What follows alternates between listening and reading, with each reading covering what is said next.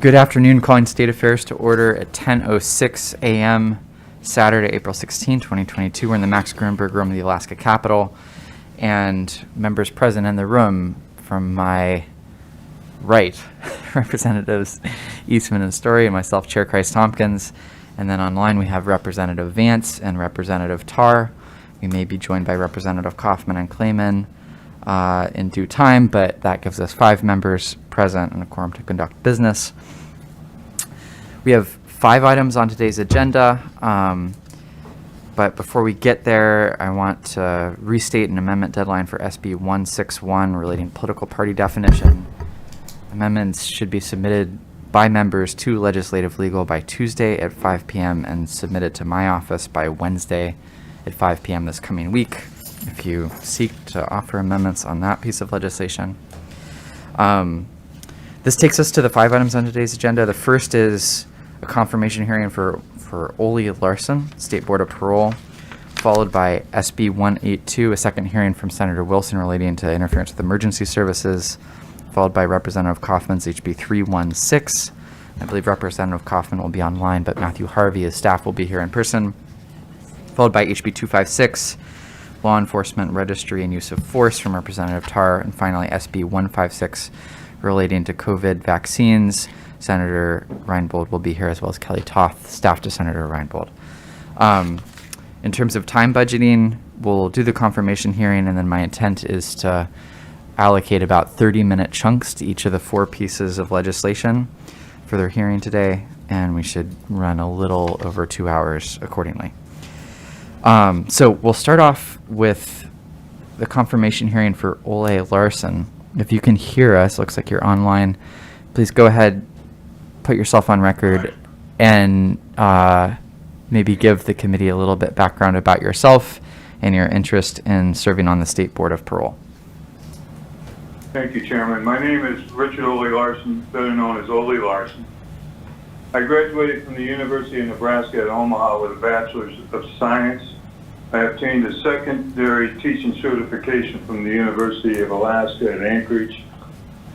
I started my career in the Department of Corrections as a youth counselor working with juveniles at McLaughlin Youth Center in 1976, where I worked the Boys Detention Unit and the Closed Treatment Unit. I transferred to adult corrections early in 1980s, working at the Palmer Correctional Center as a correctional officer, a shift supervisor, and a facility administrator. I also worked at the Goose Bay Correctional Center at the end of the Kinnick at the old Nike site. That facility is no longer in existence. I was promoted to an assistant superintendent at the State Correctional Center Annex, known as the 6th and Seat Jail, and I also oversaw the 3rd Avenue Jail. Both of those facilities are no longer in existence. I transferred back to Palmer Correctional Center as an assistant superintendent. Then in the early 90s, I worked as an assistant superintendent at the Matsu Pretrial Facility and the Cook Inlet Pretrial Facility. Cook Inlet Pretrial Facility is now part of the Anchorage complex. I then transferred over to Highland Mountain Correctional Center, and eventually I was promoted to superintendent of Matsu Pretrial. I also worked as a superintendent at Fairbanks Correctional Center and the Point McKenzie Farm. I retired with 29 plus years in 2005. In 2008, I was elected to the Matanuska Borough School Board as a school board member. I'm on my 3rd-year term as a school board member. I have served as vice president and president of the school board. In 2010, I was promoted, or not promoted, but I was appointed to the Alaska Parole Board, where I served 2 5-year terms on that board. In 2020, I joined the Nakamoto Group out of Massachusetts. The Nakamoto Group, Inc. is a contracting company that hired correctional professionals to work in ICE detention facilities to ensure compliance with performance-based national detention standards. My assignments were all over the states, detention center that housed ICE detainees. I'm currently on sabbatical with that leave pending this outcome of the confirmation hearing. I bring to the Alaska Parole Board, 29 years experience in Alaska Department of Corrections. Then 10 years I served on Alaska Parole Board and 2 years working with the Nakamoto Group. Also 14 years on the Matsu Borough School Board. And I served 3 years in the 90s on the MEA Manusca Electric Board. I have the time and the desire to serve on the parole board. I feel I can give back to the state of Alaska what the state has offered me, myself and my family. I'm eager and willing to serve. Thank you. Thank you, Mr. Larson, for that introduction. There are questions from the committee. Representative Story. Yes, thank you for your service to the state of Alaska through the chair. This is Rep. Story, and thank you for your service to the school board. I don't know, Mr. Larson, if you remember meeting me through the school board service, but we have had some interactions through that. And thank you for recapping your state service. I was wondering if you could tell me a little bit more about your time on the parole board and what sort of results that you have given to the incarcerated citizens that come before you, sort of any like summaries of decisions you've generally made on those coming before you asking for parole.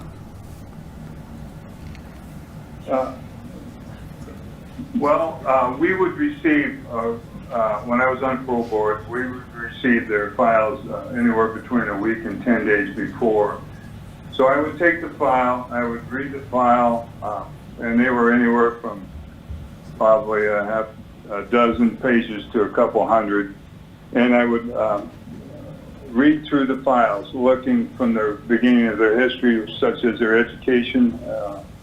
And it was amazing to me how an individual would drop out of school, say around the 8th or 9th grade, 10th grade, and then look at their family history, their criminal history, read the victims' reports, and try to read and take notes at the same time, because a normal run would be 50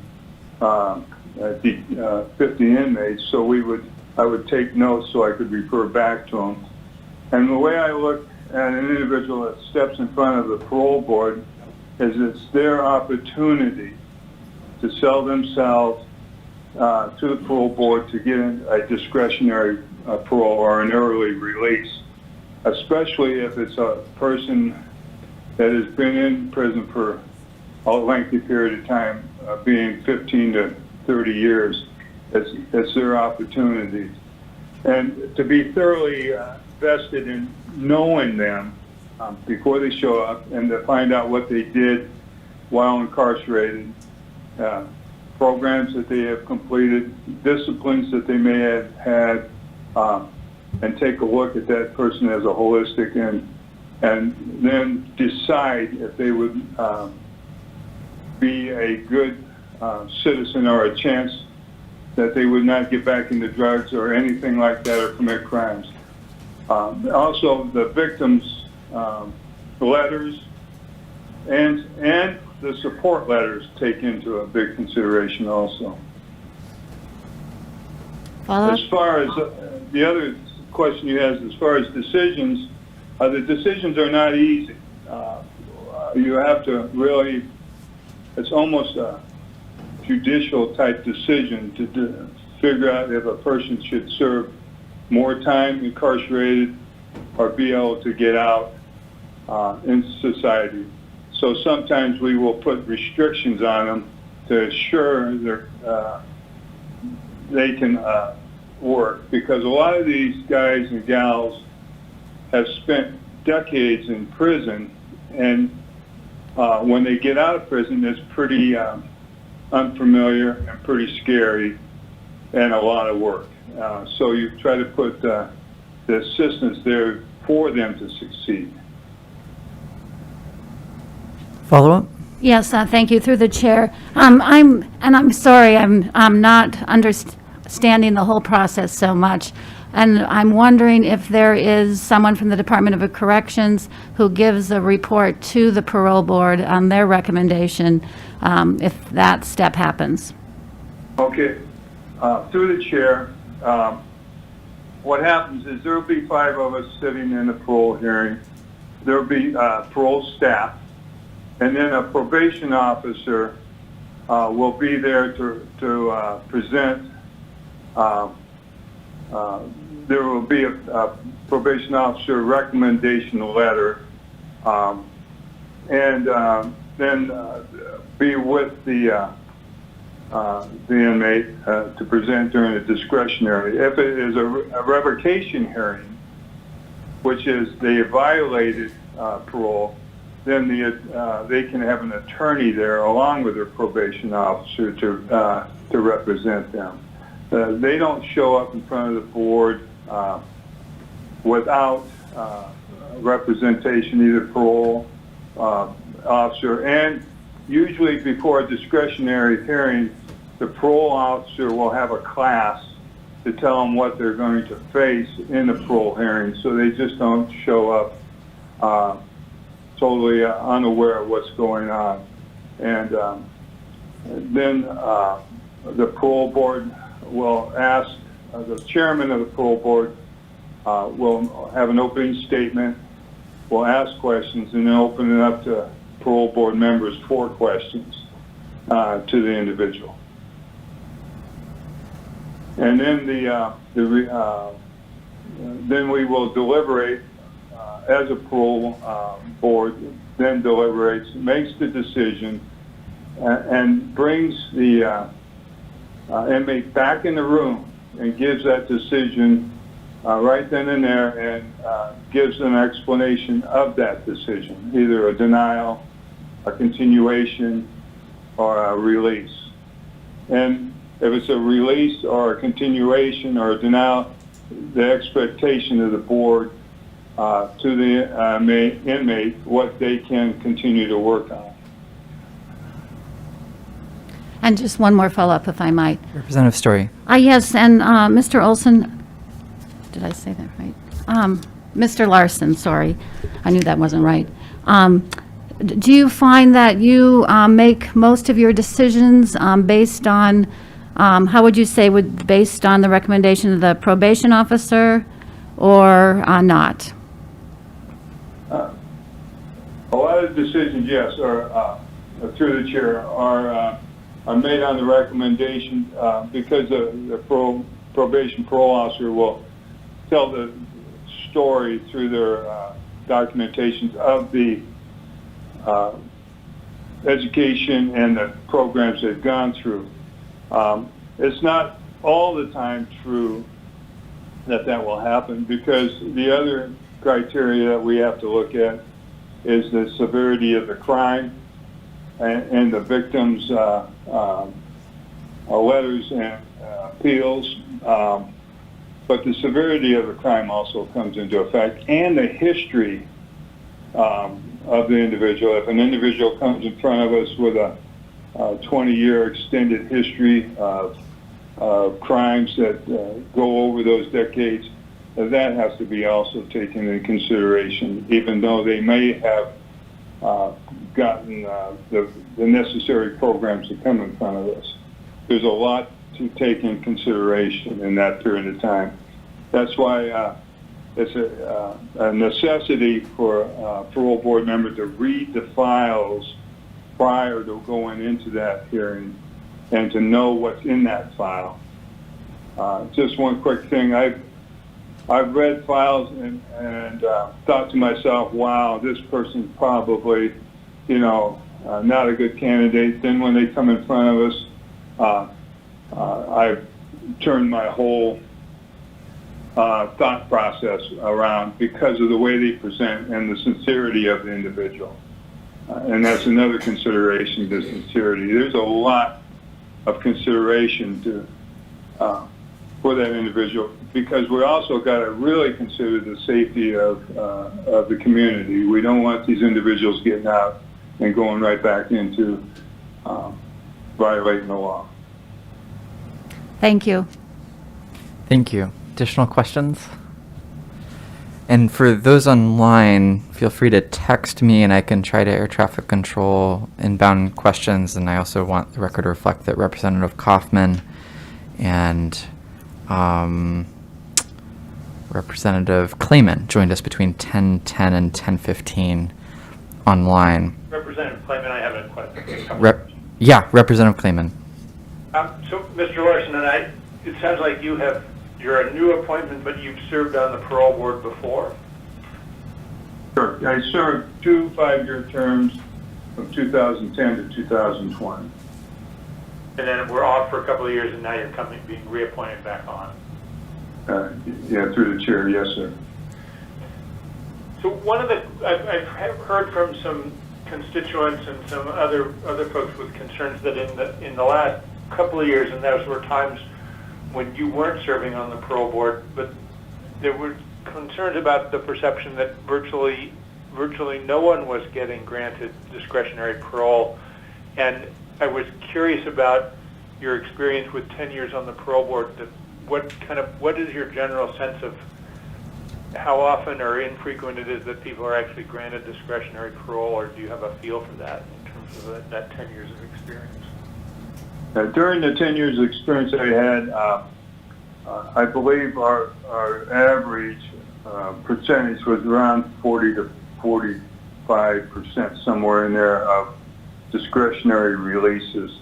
And some of the ones that weren't given discretionary, we would extend their time and give them certain programs to do, or to, in some cases, to stay disciplinary free, looking at their disciplinary problems that they had, and give them the opportunity to come back and see us. The board has to work. I cannot speak for the last 2 years, but the 10 years I was on the board that I worked with, worked in unison, like I explained, to know that the individual, and let me go back to one other thing.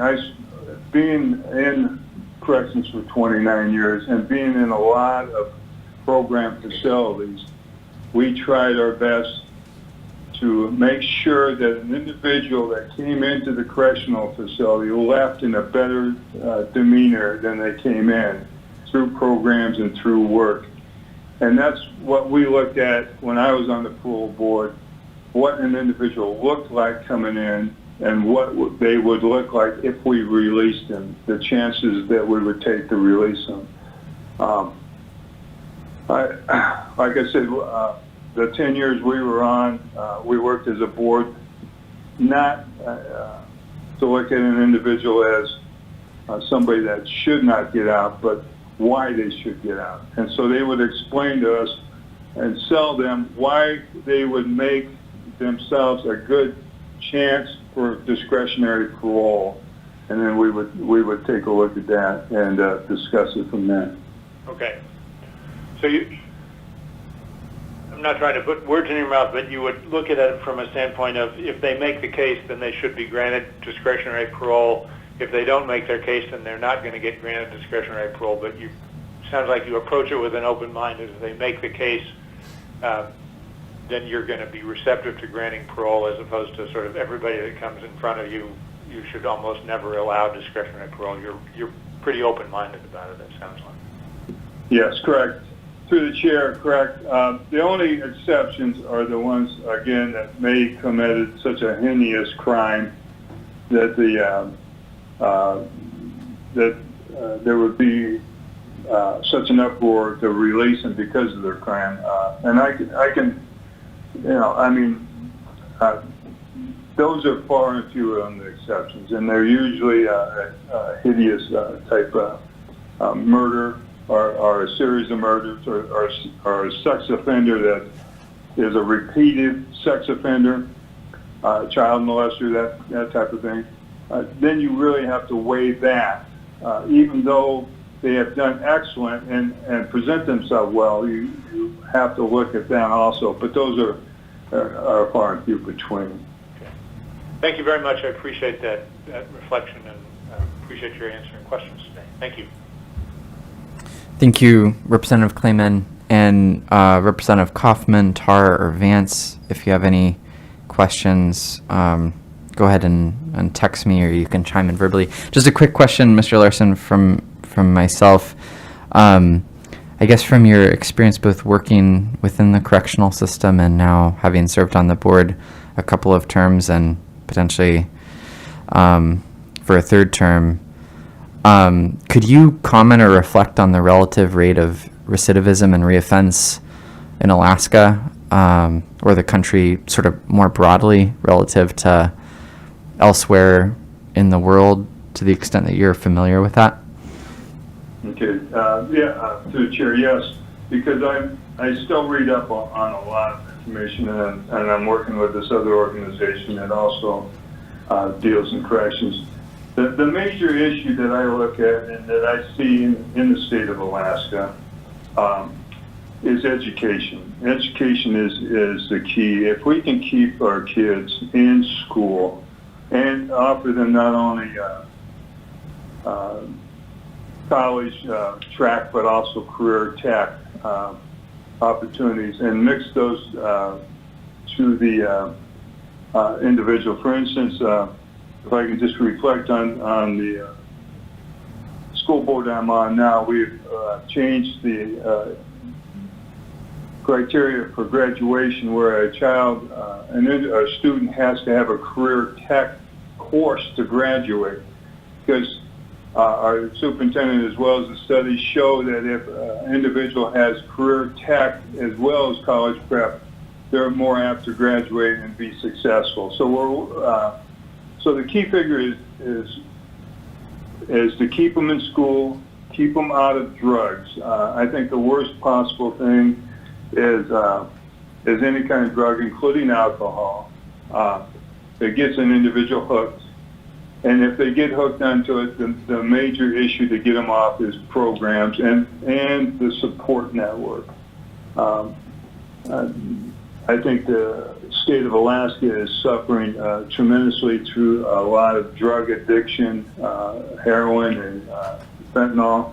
They're absolutely the worst possible drug to get into because it hooks people. But I've met a lot of people, and I know some people in our community that have gotten off of it and become successful. But it takes a big support network and the willingness of the individual to do so. Usually when they have productive work as well as support, then they have more tendency to get off of drugs or alcohol. And alcohol is an equal opportunity destroyer.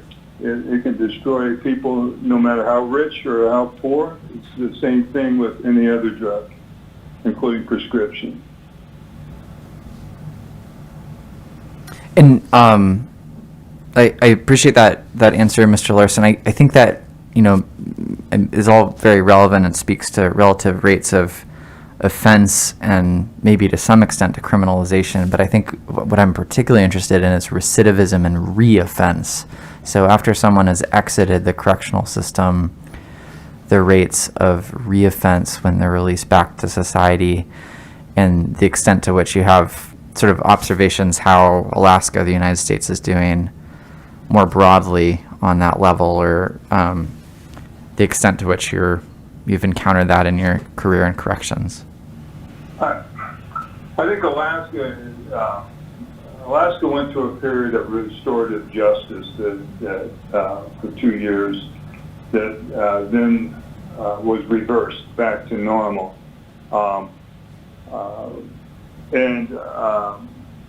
Because, in my opinion, there's about 20% that are incarcerated that need to stay incarcerated. And not only through reading, but through experience. I worked at McLaughlin Youth Center, like I said, in the 70s.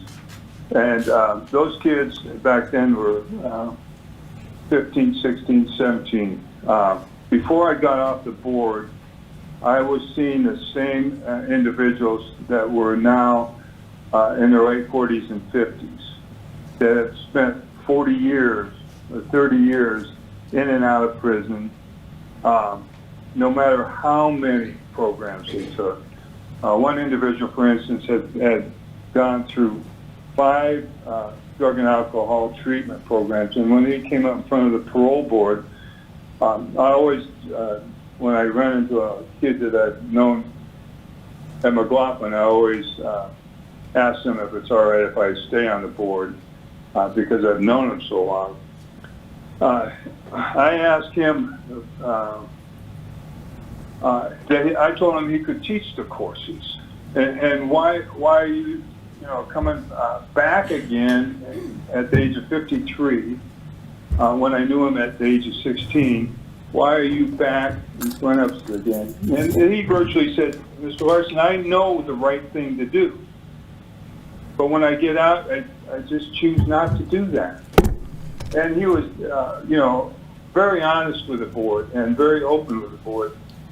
And individuals like that, you don't want to just lock them away, but you don't want to take a chance on discretionary parole. Now, they can get out on parole, but that's the kind of individual that is telling you, I'm going to commit another crime. I'm going to go back into drugs. And some of these people that come up in front of the board are very honest people, and they're going to let you know, don't let me out. So there is a percentage that should stay in jail, but it's not a huge, it's maybe 20%. And then there's a middle section that if you get them into programs and you have a support network, their chances of rehabilitation is a lot better. And then there's about 20% that have committed a crime either through passion or through stupidity that will never come back to jail. And Alaska has that criminal justice system set up to assist those 3 different areas, whereas other states now have like no bail states, or they're just letting offenders out, and their crime in cities and in their states are going through the ceiling. I believe the state has a good balance and should maintain that balance, in my opinion. In effect, from your perspective, 20% of the incarcerated population is to some extent irredeemable in terms of orientation towards crime. 60% has a potential for rehabilitation, and 20% it was sort of an aberration, whatever landed them in the correctional system in the first place, and they'll get out and they'll never be back. Is that a semi-fair paraphrasal, I guess, of Yes, your sense of the population? But the 20%, you still got to work with. There's still hope, but it's tough when, like I said, when somebody in their 50s come up in front of you and have had 30 or 40 years of incarceration from juvenile hall. Usually the age of 30 to 35 males will virtually look back on their life and say, maybe I've screwed around for 15, 20 years, maybe I should go straight. There's a reflection or a growth, and we need to be there in the corrections to work with those individuals to get them over the edge and back into society. Thank you very much, Mr. Larson. And Representative Tarr joined us in person from being on the phone at 10:32 as well, for the record. I don't see any other questions. Representative Tarr. Thank you, Mr. Chairman. It's been some really interesting testimony today, and I've appreciated you sharing your perspective, Mr. Larson. And I'm just wondering, because you have that trajectory of having seen people in the juvenile justice system and then in the adult correctional system, if you noticed any trends. We talk a lot about adverse childhood experiences and some of the policies that get kids into the juvenile justice system I wondered if you ever thought about that and sort of the background and the families that the offenders were coming from. Thank you. Through the chair, while on the school board and with my own children going through the school system, and now my grandchildren going through the school system, I think the key figure is that our educators, which they are doing, works with those children from homes. At one time, and I haven't seen it for a while, the school system had a paraprofessional course called Working with Children of Incarcerated Parents. And what the course talked about is you don't want to set the child differently, but you want to be aware of that child's condition, and you want to work with that child maybe a little bit more different than a child with two-parent home professionals, that you could probably give that child a phone book and they would learn. Or the child with incarcerated parents or a child with a drug-addicted parent may need a little bit more assistance and through education and through care to keep them on board and to keep them going and to have them come to school to enjoy school. I think one of the parolees one time talked about he was from the bush, and we asked about safety, and we asked him, did he ever have a safe place to go? Because his parents were both into drugs and his siblings were. And he said, the place that I enjoyed most as a child and my childhood memory was going to school. It was a safe place. I was fed, I was cared for, and that's where my safe place was as I was growing up. And that's kind of a shame in a way, but it's a reality. So your school system is a very important area, especially when it gets into the 7th and 8th grade, 9th grade, to keep a kid going. The other thing the school districts have done in the past is if a kid drops out of school, to go find out why to a point, to try to get them back in school and try to get them back into graduating. And some of those type programs, I think, would assist in stopping future kids getting hooked into drugs and alcohol. Because the minute a kid drops out of school, he or she will go find that same crew that's dropped out of school. And then they have all that time on their hands, and then they have all the issues, and they end up incarcerated. And that's what you want to prevent. Thank you very much, Mr. Larson. I think that concludes questions for the confirmation hearing. Public testimony was noticed today. I don't see anybody online. Is there anybody in the room to testify for Ole Larson, Board of Parole? I don't see anybody. So I think at this point we can entertain it's not really a motion, but a statement of review of Mr. Larson for confirmation. Representative Story. The State Affairs Committee has reviewed the qualifications of the governor's appointee and recommends that the following name be forwarded to a joint session for consideration. Richard Larson to the State Board of Parole. This does not reflect intent by any of the members to vote for or against these individuals during any further sessions for the purposes of confirmation. Thank you, Representative Story, and we can circulate the paperwork to those in the room, and that can be forwarded to the full body. That takes us to SB 182, but on the subject of public testimony, I know there are a lot of people here, and based on the t-shirts, a lot of people here for SB 156, although we do have public testimony on this next bill, but I have a guess that there's probably not that many people. Public testimony was not noticed for SB 156, so I just want to be sure that everybody is aware of that, but you're very welcome. We're glad to have you in the committee room for the hearing when it's presented by Ms. Toth. And Senator Reinbold, I thought actually might be here, but she is online. She's confirmed with me by text, so she'll be here remotely.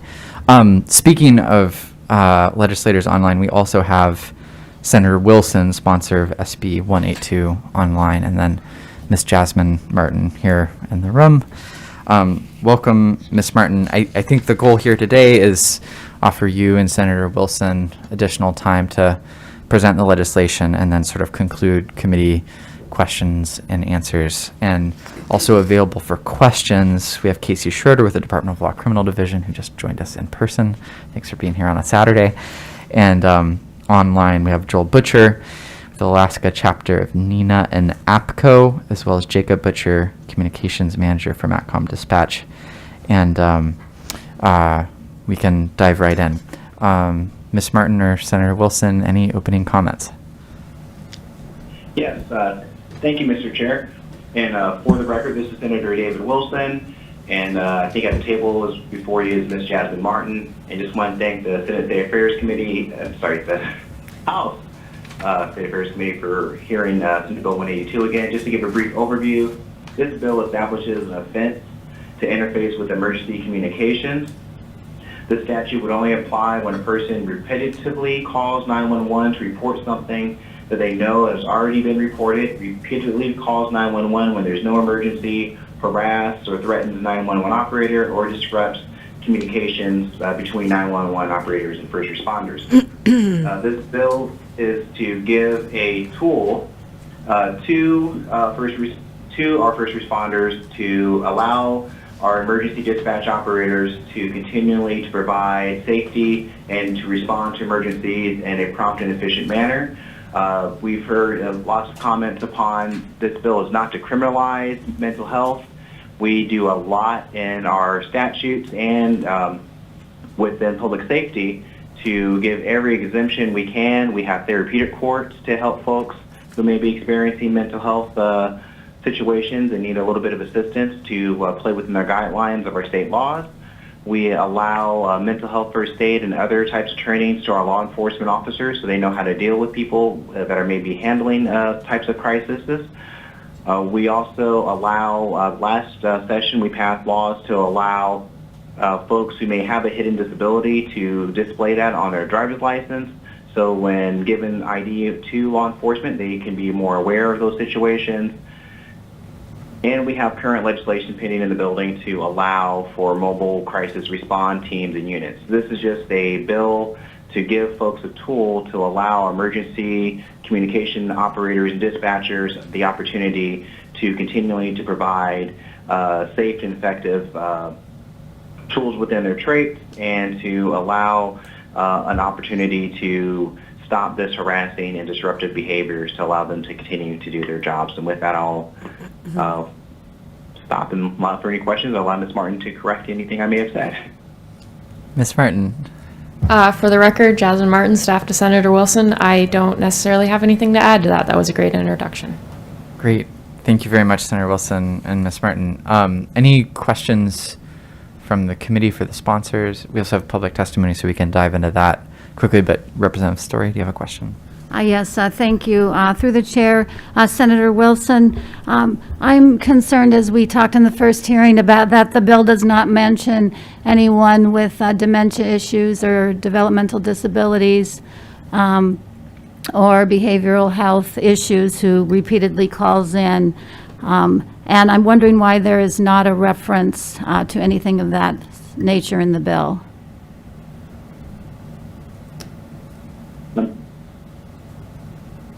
Through the chair, Representative Story, we believe that there's already exemptions in statutes. We read that sort of last clause in our last committee meeting that talked upon someone has to knowingly call and disrupt. And we feel that there is enough tools within the toolboxes of the first, in terms of first responders, so the officers that would contact these individuals, tools within the court system, and tools within the prosecuting attorney's office to make those exceptions when those are case-by-case opportunities. But trying to lay out every single case, that's just a really hard and difficult thing. We just feel that within the current statutes, and I think Ms. Martin can probably rephrase those statutes, we feel that those tools are already there to make those exemptions for folks that may be experiencing a mental health situation. Follow-up? Yes, thank you. Through the chair, and maybe someone online today who might have had or seen some experience in how much has this been an issue, and do they feel the protections are in place for individuals who had behavioral health and developmental disabilities conditions? And there's both of the Mr. Butchers from the Matsu, but Ms. Martin, do you have a sense of which invited testifier might be best for that question too? For the record, Jasmine Martin, staff to Senator Wilson. I believe Jacob Butcher, but there is the Department of Law also online and could provide some perspective. Or in the room. Although we can call up Ms. Schroeder in a second, but I think if I'm tracking Representative Story's question, Representative Story, you're looking to hear from someone who is dealing with inbound calls. So let's, Mr. Butcher, Jacob Butcher, and myself, you can hear us. Can you go ahead and put yourself on record and speak to Representative Story's question? Yeah, this is Jacob Butcher, Communications Manager for MACCOM Dispatch in the Matsu. Through the chair to Representative Story, this legislation is by no means geared towards dealing with dementia or behavioral health or mental crisis issues. There are other tools put in place for that, such as CIT response, hospitalization, the Crisis Now model, as Senator Wilson referenced. This legislation is geared towards those members of the community that choose to knowingly call 911 to either make false reports to simulate a SWAT response, or continually call 911 simply because they're not getting their way or they're upset with the way the system works. As far as the frequency of dealing with these things, it is not a very frequent issue. However, it does rear its head at least a couple times per year with our PSAP, and we're only one of numerous across the state. So I can imagine that if we're dealing with 3 to 4 per year, a larger center such as APD or AFD in Anchorage would be feeling a higher volume of those types of calls. It's not just the vulgar, harassing, and belittling behavior by certain members of the community when told to stop, but also the false reports and false audio that gets made. We dealt with one as recently as this month where it was simulation of sounds of a police radio, followed by sounds of gunfire, followed by sounds of a struggle between an officer and a person. Those types of calls are gut-wrenching. They bring the entire system to a halt because all the resources are dedicated to finding that first responder that may be in a gun battle somewhere, only to find out that it's a false call. So finding first of all, a dispatcher that doesn't understand dementia or behavioral or mental health crisis to the extent where they want to push the law enforcement officers on duty to file charges. I think it would be very difficult to find that in the first step, but then to find a law enforcement officer that as well doesn't understand dementia, behavioral or mental health crisis to press those charges. And then a third layer to have a district attorney that actually goes after a felony or high misdemeanor charge for somebody who's not mentally fit to understand those charges. I think between those 3 layers, there is a good system already in place, as Senator Wilson was already referencing. Thank you. Follow-up perhaps for the Department of Law? Yeah, Representative Story. I just wanting to know if they feel protections are in place and this bill needs to be strengthened in that area, or if there's protections in law in other places. For the record, Casey Schroeder, Assistant Attorney General with the Criminal Division at the Department of Law. Through the chair to Representative Story, I tend to agree in general with what Mr. Butcher has articulated to you. I can't speak for exactly what happens on the ground when law enforcement encounters this kind of thing. I can only speak to when we would actually get referred a case. If we were actually referred a case and there was some indication that somebody had some sort of diminished capacity, mental illness, or was suffering from some sort of other disease, we would look at whether or not the person was even able to formulate the mental state. And that is what Senator Wilson has referred to, whether or not they were able to act knowingly. Then we would look at whether or not the person was able to even appreciate the nature of their conduct. And so that would be one analysis. The other thing we would look at is whether or not the person is competent to stand trial. So they have to be able to assist their defense attorney with their defense. And those are two different analyses. And those are conversations that happen with the prosecutor and the defense attorney to see whether or not the system really needs to be involved or if this needs to be resolved in a different way. If we cross all those hurdles and we look at, okay, so now we have a clean case, we have somebody who does meet the mental state, who was acting knowingly, then we would look at whether or not prosecution in this case for this individual is appropriate. Is prosecution or a criminal sanction in the best interest of justice in this case? And then that's a separate analysis that happens apart from whether or not the person has some sort of diminished capacity. So yes, I believe there is protections in place. Thank you. Thank you, Ms. Schroeder. And so in the previous hearing, were you listening, or did you have the opportunity to review the audio of the previous hearing? Mr. Chairman, I was not listening close enough, and I have not had a chance to review. I gave the real world example of my grandmother who had dementia and would call 911 incessantly and forget and sort of be in a removed from reality state as she would because she was genuinely scared and alone in her house. Can you walk me through, I think this is just sort of applying what you just described in the abstract to a specific example, how if my grandmother lived in Alaska and we're placing those calls incessantly to 911, let's just say there was the most gung-ho champion at the bit prosecutor in the world that wanted to prosecute that, objectively annoying and sort of gumming up the system series of phone calls. What would the barriers be for that champion at the bit prosecutor from prosecuting that behavior? Mr. Chairman, based on the hypothetical you've given me, it appears as though you said that she was removed from reality. It sounds like she was probably not able to appreciate the nature of her conduct, and there are legal barriers then to that. The other question would be whether or not she was even competent to stand trial, and those analyses are not mutually exclusive. So we would first be asking if she was competent to stand trial, and that is a long process. The judge is involved. There are medical professionals involved in all of these analyses. The prosecutor is not qualified to make that determination. And if that professional said, well, yeah, she's competent to stand trial, she may have not known what was happening then, but she knows what's happening now, and she can stand trial. So then we would look at, okay, so what was the mental capacity then? And there are defenses that her attorney could run that have to do with mental illness and whether or not she was able to formulate the intent at the time of the incident. So on that second analysis, her intent very clearly was to call 911. That's exactly what she wanted to do. In fact, that's the problem. So if the intent is present, it's maybe the intent is sort of removed from like a real world context of reality, but the intent was present.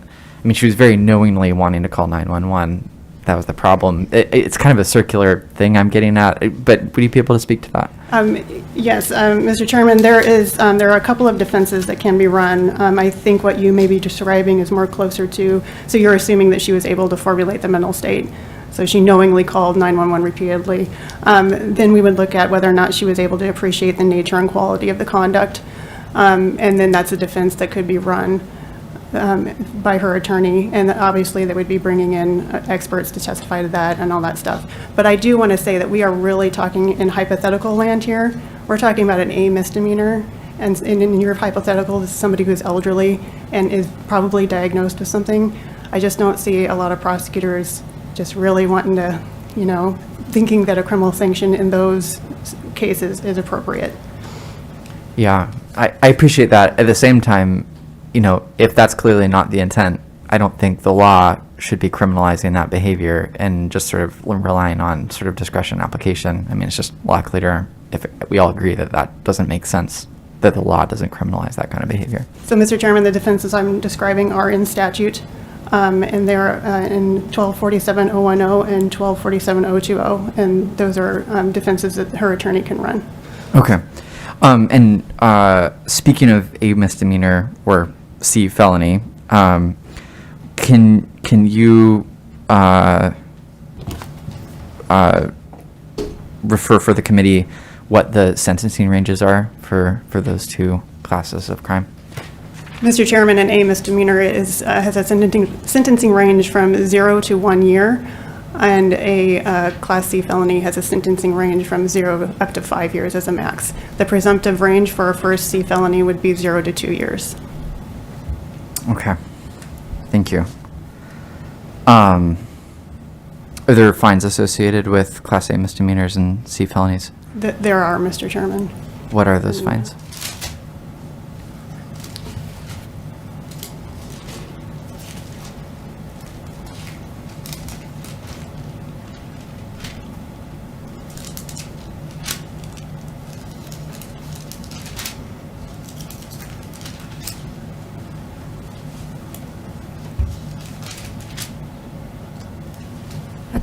Chair Christ-Tompkins?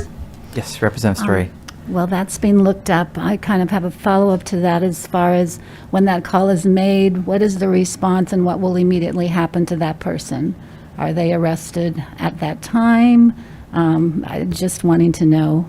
I'm curious about that. Absolutely. Mr. Chairman, as to the fines, it's a maximum of $25,000 for a Class A misdemeanor and a maximum of $50,000 for a Class C felony. Okay, thank you. I may want to engage with the sponsor. I get the badness, for lack of a better word, of what we're talking about, but also sort of want to think about proportionateness of penalty and sanction. And I don't take felonies lightly. And 0 to 2 years in prison or a $50,000 fine is not light. But Representative Eastman, you're in the queue. Thank you. And just to follow up through that, and isn't there a provision for if an organization is found liable for a larger fine to be assessed? Through the chair, Representative Eastman, yes, there is. And what's the amount that could be assessed at the max? Through the chair, Representative Eastman, for an organization, it would be a maximum of $500,000 for a Class A misdemeanor, and it's a maximum of $2.5 million for a felony offense. Thank you. Follow-up? That results in death. I apologize. That results in death. Representative Eastman. I'm just curious. So, currently, is it against the law to knowingly submit a fraudulent report to law enforcement or an emergency dispatcher? Through the chair, Representative Eastman, there is a crime called making a false report. So some of that conduct could fall under that statute. Thank you. And is it currently a crime to knowingly harass an emergency dispatcher? Through the chair, Representative Eastman, not specifically as you have articulated it. There is harassment in the second degree, and some of the elements of that offense talk about repeatedly making phone calls at inconvenient hours. So I think what you have is with this statute is, there are statutes that cover some of this conduct, but this one is directly on point and would fill in any gaps that occur in current law. Follow-up. And is it currently a crime to knowingly threaten an emergency communications worker?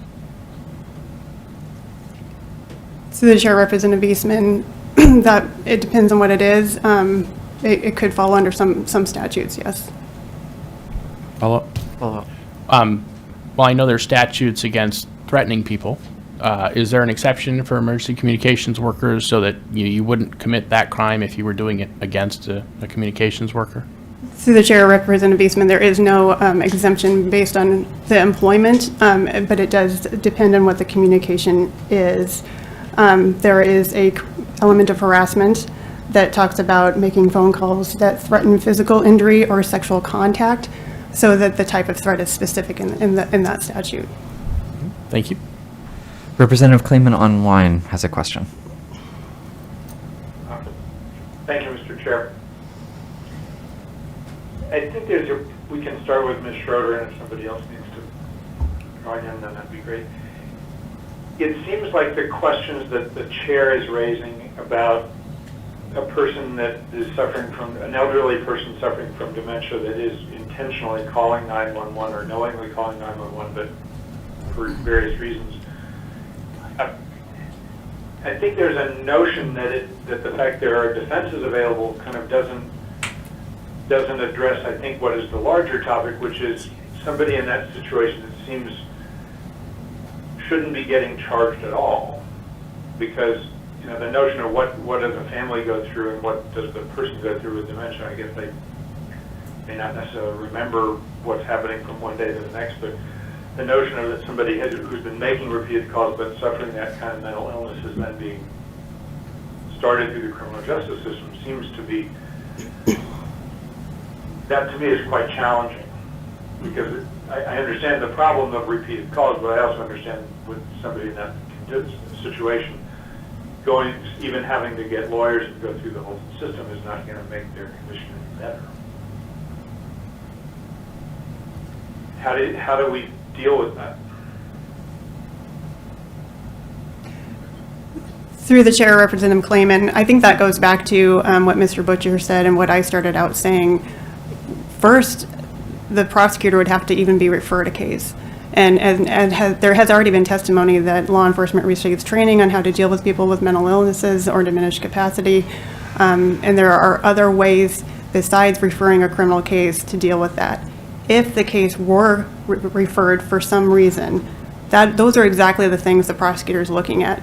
If there's some sort of indication in the report that the person has some sort of mental issue, we're going to be looking at, how old is this person? What do we think this might be? Do we need to really pursue this case? Are there other ways to do that? Are we even going to be able to meet the mental state? And do we want to expend those resources trying to find it out, given the level of the offense and that nobody was hurt? We're always looking at the facts, obviously, and there are levels, there's a range of conduct we're talking about here. But in the situation that Representative Christ-Tompkins is talking about, that's the type of analysis that the prosecutor is going to look at. How old is this person? What's their criminal history? Why did this land on my desk in the first place? Is there a reason why it was referred as a criminal case and not resolved in another way? And so the prosecutor is going to look at that and decide whether or not this is the appropriate resolution or the right thing to do for this case, for this person, in the interest of justice. And then somewhat similar, I think another one of the challenges about these repeated calls, I remember from my early days training as an emergency medical technician that there were some paramedics that were training us, and they were describing scenarios in which they get 911 calls, and he actually described an elderly woman who did not suffer from dementia, but was really just lonely, and about 2 to 3 times a month they would get a call that she was having some kind of a medical emergency, and the paramedics would go, and this was actually somebody that did have, it wasn't without potential that there were potential medical issues she could be calling about, but most of the time they would just call and she'd just be waiting for them and happy to see them and pleased to see a bunch of firefighters or paramedics in uniform, and they would check around and make sure there was no problem, and then they'd go. And again, that seems like the sort of case in which, even if you didn't have dementia in play, I would hope that kind of case wouldn't result in prosecution, even though this is somebody that repeatedly calls. It doesn't seem like the intent to interrupt the system is present there, although probably inappropriate calls at some level. I mean, how does that get dealt with if this if this bill becomes law? Do they call her up and say, stop calling us because you never call when you're having an emergency? Mr. Chair, if I could. Senator Wilson. Senator Wilson, I can't tell the voice. Oh, yeah, thank you. For the record, this is Senator David Wilson. Yeah, Mr. Chair, I think the issue that I think we're trying to get to is how do we get folks help? I mean, if there's no intervention, then those same individuals will continue to call. But with this, would give a tool, and like I said again, combined with a couple of other statutes and ongoing items, that this will give a probable cause for a law officer to be able to call a mobile crisis response unit that may be able to give more assistance so that we can get to the root of the problem, so that we can help mitigate these ongoing future causes to not to have criminal behavior, but to be able to find the appropriate help and the appropriate response. But without a real clear statute, then this behavior will continue, and we're not giving the tools necessary to help stop and to help intervene these type of behaviors. So that's really the intent of the bill.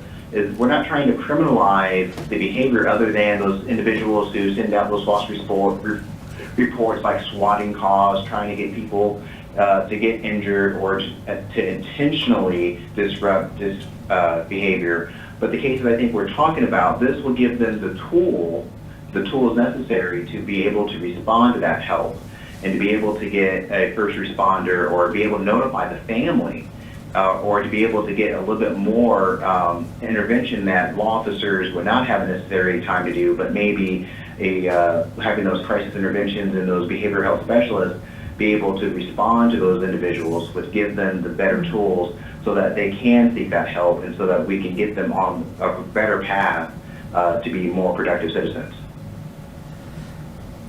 Representative Clayman, any follow-up? A couple of other follow-ups. I appreciate that answer. I think the next question is for Mr. Butcher. He described what I would describe as a fairly elaborate effort to kind of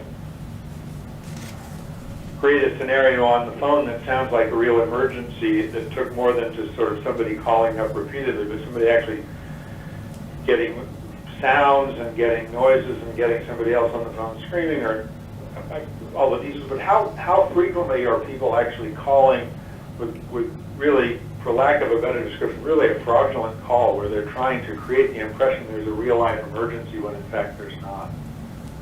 Mr. Butcher. Thank you. I appreciate that question. And through the chair to Representative Clayman, those calls are much less frequent and are usually not that elaborate, really. With technology the way that it is nowadays, these are becoming more and more of an issue with 911 and can be dealt with to some extent on federal regulation for communication lines and things like that. That is part of it, not to say that it couldn't happen locally, because during the same weekend we were getting spoofed calls like that from a local Alaska number, which ended up being traced through the technical crimes unit to another state or another country. What I really want to impress here is the language in there that it's not just because somebody calls 911 repeatedly, or not because somebody calls 911 a certain number of times in a month for a medical response or a police response. This is really geared towards those people that are calling 911 knowing that there's not an emergency or knowing that there's not a change after being told to stop. So what this would look like real life, because 911 dispatchers deal with frequent callers on a daily basis and elderly people that are suffering from medical diagnosis like dementia or other things like that. We take care with those callers because we understand what's going on, as do most law enforcement officers. What this is geared towards is people that are upset with law enforcement or other first response, and they're calling intentionally to create a kink in the communication chain and tie up the line. I mean, we've got audio of 85 calls that were placed over a day where the individual was calling strictly to yell, cuss, and complain about the service that he was provided.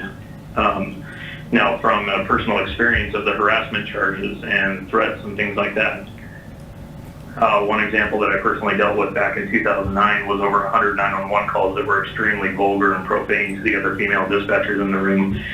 There was charges pressed against that individual. However, those charges for harassment were dropped. There were several other examples through 2013 to 2014 that I dealt with personally, where there was 36 911 calls within a 3-hour span from the same individual.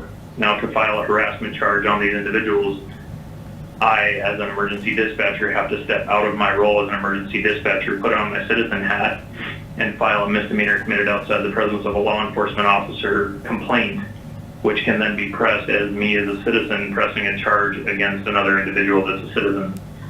There is no tool in place right now for emergency communication workers to have their organization referenced as a harassment or a threat. Thank you, Mr. Butcher. And I'm just watching the time. Maybe a final follow-up, Representative Clayman. How does this proposed crime on the misdemeanor level then differ from harassment on the misdemeanor? Well, harassment is misdemeanor. How do those two differ in terms of the dispatcher or the supervisor having to step outside their role as a dispatcher and fill in an affidavit because the conduct occurred outside the presence of an officer? How do these differ at the misdemeanor level? And Mr. Butcher, feel free to take a pass at that, or Ms. Martin or Ms. Schroeder as well. Yeah, absolutely. This is Jacob Butcher, Communications Manager for MACCOM, through the Chair to Representative Clayman. This would give law enforcement the tools, because all 911 calls, radio lines coming in and out of the dispatch center are recorded. This gives the opportunity for the dispatchers to try to handle it at their seat, saying, stop calling us on 911 unless you have a new or different emergency.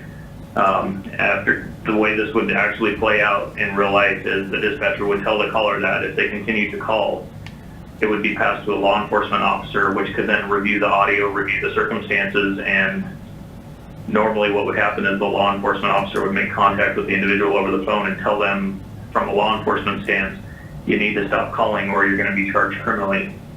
If it continues after that point, you've been given your warning and you're continuing the conduct, and then the law enforcement officer can go out there and make the arrest. As an organization, an emergency communications organization, the law enforcement officer can file that charge for violating the statute against the communication organization, as opposed to the individual dispatcher having to fill out a complaint form with all of their personal information and give it to this person who's already upset with them. And just a brief, I take it they're relying on the recording that makes it possible for the officer to file the charges without needing the dispatcher to personally declare something. The recordings would be an extra boost for the case if it came down to an arrest. The communication center or the communication officer would be the one to give their statement and more than likely hand over the recordings, which would just be further evidence for the case. Okay, thank you. Thank you, Representative Clayman and Mr. Butcher. Before we go to public testimony, or just kind of staying on the time budget, 10:45 to 11:15, but Representative Eastman had you in the queue, and then we'll move on. Thank you, appreciate that. And I didn't say anything the first time this bill was before the committee, but I feel a need to now. I can't see this bill as redeemable, frankly, and I don't say that lightly about very many bills. But yeah, as someone who has worked in emergency services, is a certified firefighter, EMT, et cetera, I'm thinking of all the situations where we have, what we call frequent flyers, where some elderly person, really wants to see a certain paramedic and they make a call, et cetera, et cetera. I mean, this is just part of the way the system works. I'm thinking back to, the forest fire we had in the last legislature. We lost 53 structures in my district. And you have, firefighters trying to prioritize what buildings, what houses they're going to save. And you've got homeowners saying, hey, come save my house. And we're telling, them, hey, if we say stop, bothering us, then we're not going to make it a crime for them to come back to us and say, hey, come help save my house. And at the moment that we do that, we're now encouraging people to not try and get on a priority list for us. We're encouraging them to go back to their house and try and save their house and potentially get killed in a forest fire. I think if this bill does become law, it will, at the very first time you get a call of someone whose daughter or friend or whatever, was ended up dying after they stopped calling, the police to try and help them, the law will be repealed because there'll be such an outcry. I mean, we already know these things are happening now without the law in place, because I have people calling me, asking me to call APD or some law enforcement because their, daughter or friend is being sex trafficked and law enforcement isn't doing enough about it. Those calls are coming in and law enforcement gets to prioritize those. And if we're telling them to stop calling, we don't get the calls anymore to make a decision, yes, no, or otherwise, about what's to be done. So the third part I would just say is, if we have harassment laws that are not adequate, that are not strong enough, then let's fix those. If we have threatening, laws against threatening people that aren't strong enough, let's fix those. But to try and make, emergency personnel sort of a, first tier citizens and everyone else second tier because we're being harassed or we're being threatened or, whatnot, I just think that's a really bad way for society to go. Thank you. Thank you, Representative Clayman, or Representative Eastman, forgive me. We're going to open public testimony at this time, and I see 2 in the queue for public testimony online, although I just first want to ask, is anybody here in person to testify on SB 182? I don't see anybody, so we'll go to Hillary Palmer in Wasilla. If you can hear us, please go ahead, put yourself on record, and present your testimony in 2 or fewer minutes. Thank you. For the record, my name is Hillary Palmer, and thank you to the House State Affairs Committee for your service to our state and for this opportunity to testify on behalf of SB 182, sponsored by Senator Wilson, which, as you've heard, seeks to prohibit interference with emergency services. I'm here today as your constituent from the Mat-Su, and as someone who has relied upon emergency medical services to bring my type 1 diabetic husband back to me so many times when he was in kidney failure before his life-saving transplant surgery. What does it mean to prohibit interference with emergency services? As you've heard today, occasionally someone who's experiencing a mental health or substance abuse crisis will call 911 repeatedly with the intent to harass or prank dispatchers. We're talking about a call volume from that individual that often exceeds 50 to 100 calls in a 24-hour period. And this occurs before they either fall asleep or find something else to do. But it ties up the phone lines and it requires dispatchers to place calls for actual emergencies on hold. So why can't dispatchers simply look at that caller ID and ignore those repeated calls? Well, in most dispatch centers, the 911 call takers are required to answer all incoming 911 calls within 3 seconds. So that means even if they see the caller ID and they know the caller is merely just going to harass them again, they still have to answer that phone. Currently, you or I as citizens have more rights and abilities to stop this kind of harassment than our 911 operators, who are busy trying to save lives. To step outside their dispatcher role and file a harassment charge, the dispatcher fills out a form giving their personal information as a complainant, which can then lead to personal attacks and stalking. Please take a moment to imagine yourself in a situation where someone you love is having a severe medical emergency and you have called 911 for help. As the dispatcher is talking you through how to provide care until first responders arrive, let's say they're coaching you through CPR, they may sometimes need to place you on a brief hold in order to communicate with responders. But what if, in your time of need, someone who is not having an emergency decides to prank call 911 every 5 minutes for 24 hours? When seconds count and lives are at stake, we can't afford to cater to this kind of dangerous attention-seeking behavior. And Ms. Palmer, we're just away from their phone. a bit over 2 minutes, so if you can summarize your testimony, we'd be grateful.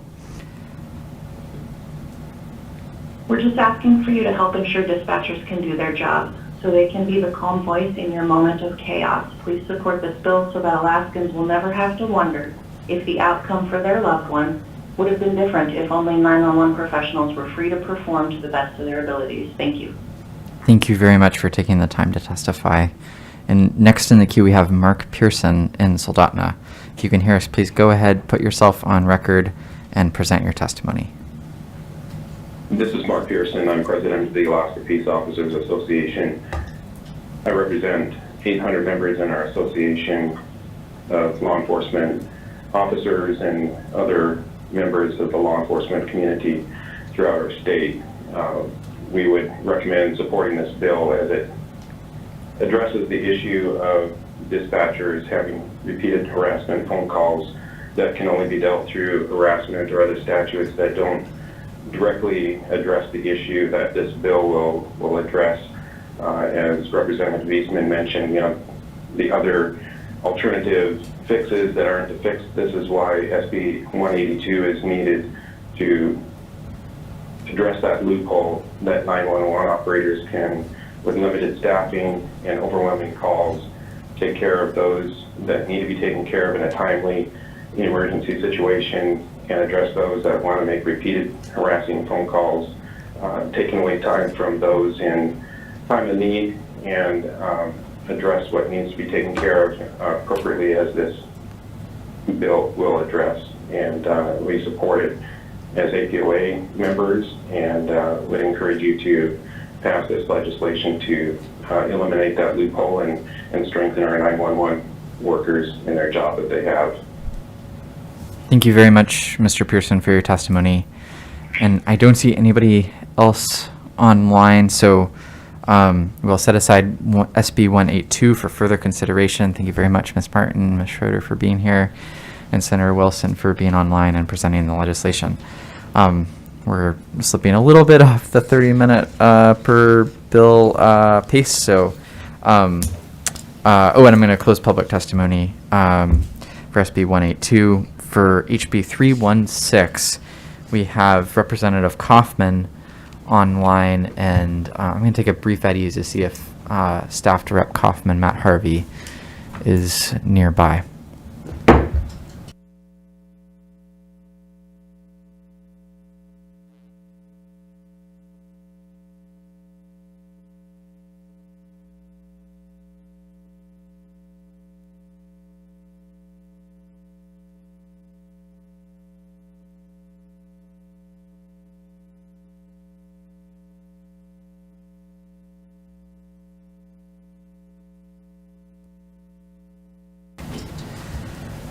Going back on the record, welcome Mr. Harvey, and we have HB 316, and we have a committee substitute for HB 316. So maybe what we can do is entertain a motion, and before taking action on that motion, hear about the CS. So Representative Clayman? Thank you, Mr. I move to adopt the committee substitute for House Bill 316 version B as our working document. I'll object for purposes of presentation. Mr. Harvey or Representative Kaufman, please proceed with the overview of the CS. This is Representative Kaufman for the record, and I want to thank y'all for hearing the CS. We had the bill as it had originally come back to us was too strident in what it was asking for, in that it would have created a tracking system to track everything, and that was never our intent. And by doing the CS, we were able to pare it back to our actual intent, which was to track only the higher criticality type action items that would be beneficial in an organization. So for that reason, we requested the CS, and so it has been reduced back. And I've had some connectivity problems where I'm at. Is Matthew Harvey in the room? He is. He's sitting at the table in front of the committee. Okay, great. So I'll hand it over to him at this point, and hopefully the call won't drop again. So thank you. Thank you, Representative Kaufman. Mr. Harvey. Thank you. For the record, Matthew Harvey, staff to Representative Kaufman. And I can just go over like the high-level main changes. There's a few, I kind of split it out by page and line with all the specific changes, but the main changes are really, as Representative Kaufman said, to prioritize the critical few improvement items and progress only these. So the language is not requiring to progress every item. Some may not be beneficial or have a return that is worth progressing. And then condense the tracking requirements for improvement items. So for all improvement items, there will be really reduced requirements. And then for the critical few improvement items that you're going to progress, there is a condensation of some of those to not be as prescriptive. Then there's also a publicize an annual report regarding use of the system. So if you're progressing some of the critical few, then there's a requirement to show which of those you're progressing and how you're doing on the progress of those items, and then some cleanup language throughout the bill. Thank you very much, Mr. Harvey. Questions from the committee on the CS? And anybody online, Representative Clayman or Representative Vance? Hearing none, I will remove my objection to adoption of version B as the working document. Is there any further objection to the motion to adopt version B for HB 316 as the committee substitute? Seeing and hearing none, version B is adopted as the working document in the committee. And with that on the record, I'm not sure if that little audio blurb is somebody looking to get in the queue, but if so, go ahead.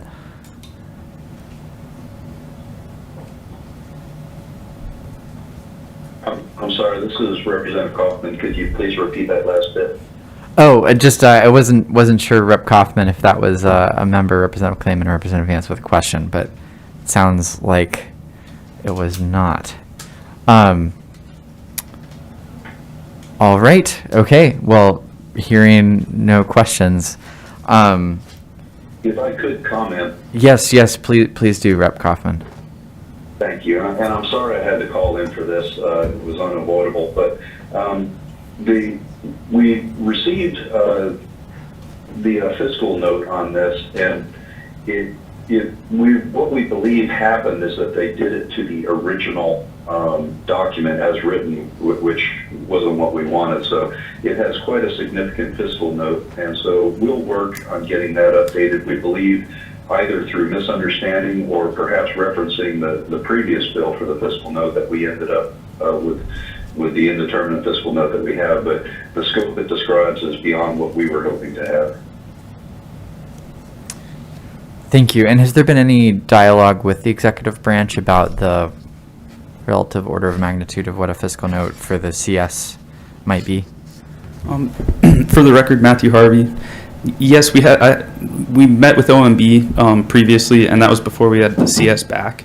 And so there was a discussion about what the CS was going to look like, but it wasn't really concrete what the CS was going to look like. So it was a little bit difficult to talk about the specific language that was requested. So we had that meeting initially, and now that we have the CS back, I think it's worth doing again. Okay, I think that would be of interest to me at least. And has there been any engagement with the University of Alaska, seeing their inclusion in the state agency definition on page 3, line 22? For the record, Matthew Harvey. Oh, sorry, go ahead. Representative Kaufman.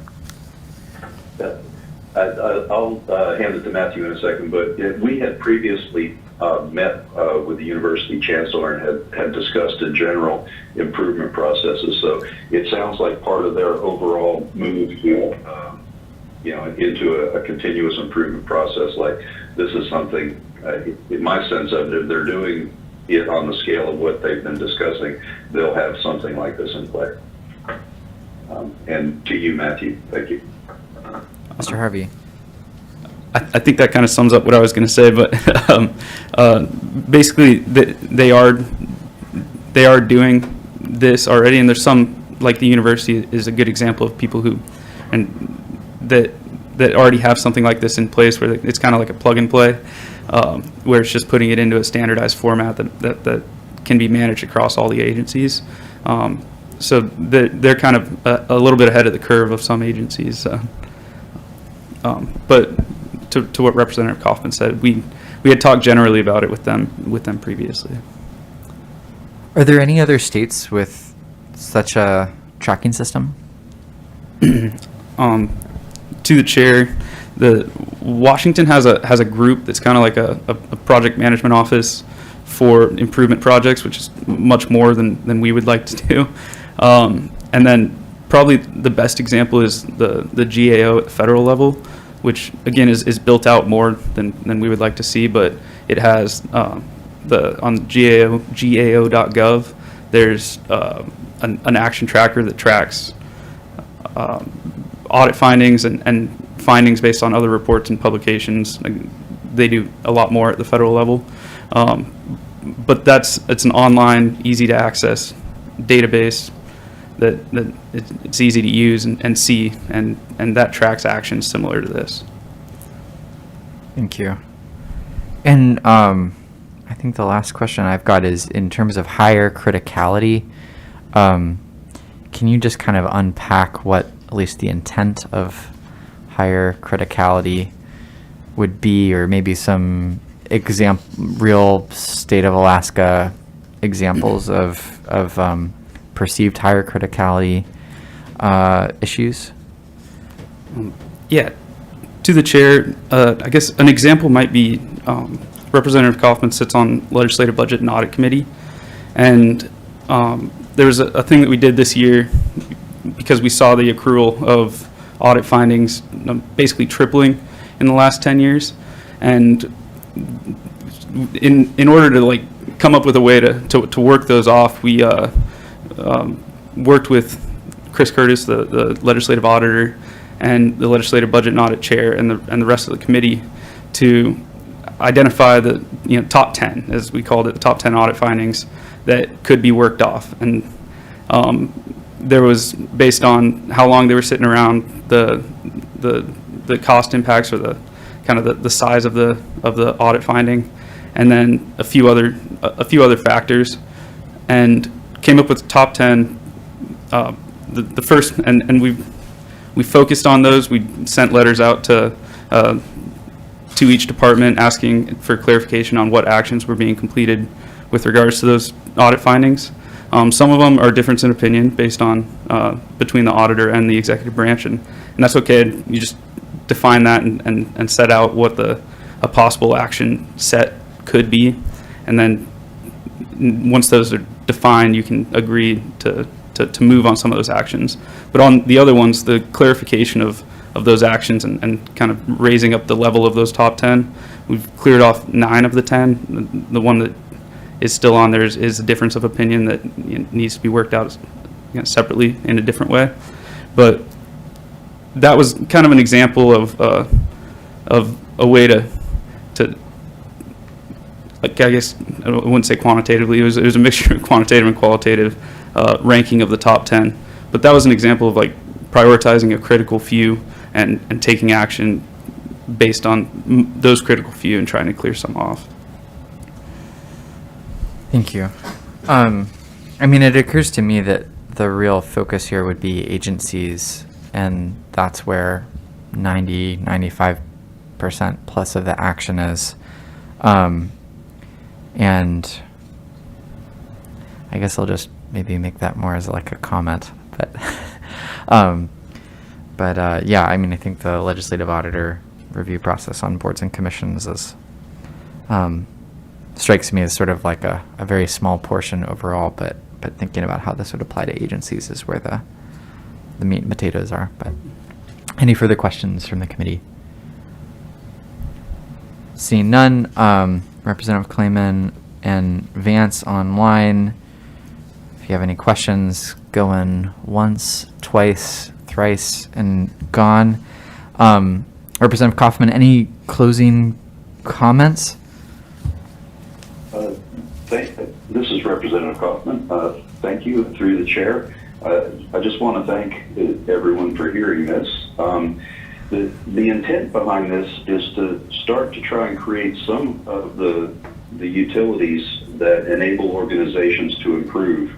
I think of the state of Alaska as a multi-billion-dollar operation that could use a few more quality management processes, and the ability to do a criticality ranking of improvement needs and start to track them to a point of closure is it's a very rudimentary process that I think could, if it implemented, could reap big rewards. So I want to thank everybody for considering this idea, and I look forward to discussing it further. Thank you.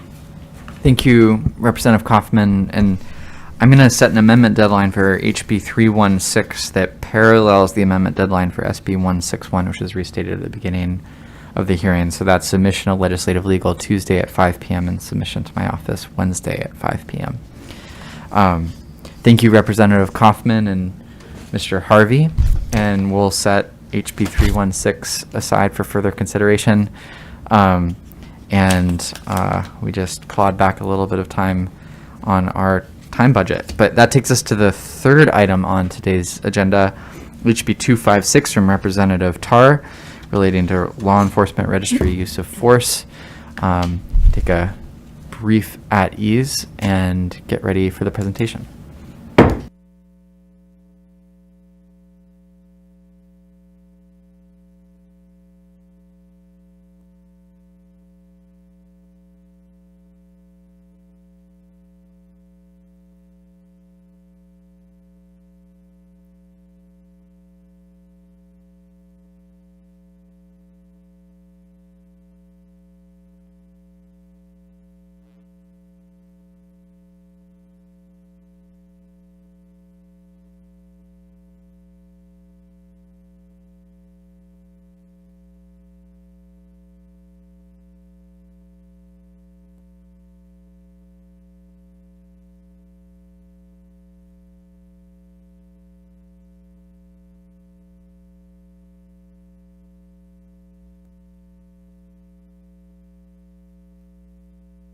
Going back on the record, welcome Representative Tarr, albeit in a little bit different seat and situation. This is a first hearing for House Bill 256, and Representative Tarr, the floor is yours. Thank you, Mr. Chairman, and colleagues, for the opportunity to present House Bill 256. I think David Song may be joining us by phone, and so he may offer some comments as we go through the presentation today. Appreciate the opportunity to bring this bill before you. Want to start by thanking our public safety professionals that keep us safe every day, and just acknowledge that we understand what a hard job they have, and just trying to meet the evolving requirements and expectations and demands of those positions. House Bill 256 is part of a 7-part package. This committee has previously heard one of the other bills that are part of this package from Senator Gray Jackson, Senate Bill 7. Our companion for that was House Bill 255. So this is House Bill 256 is another companion to this 7-part package that Senator Gray had put in last year.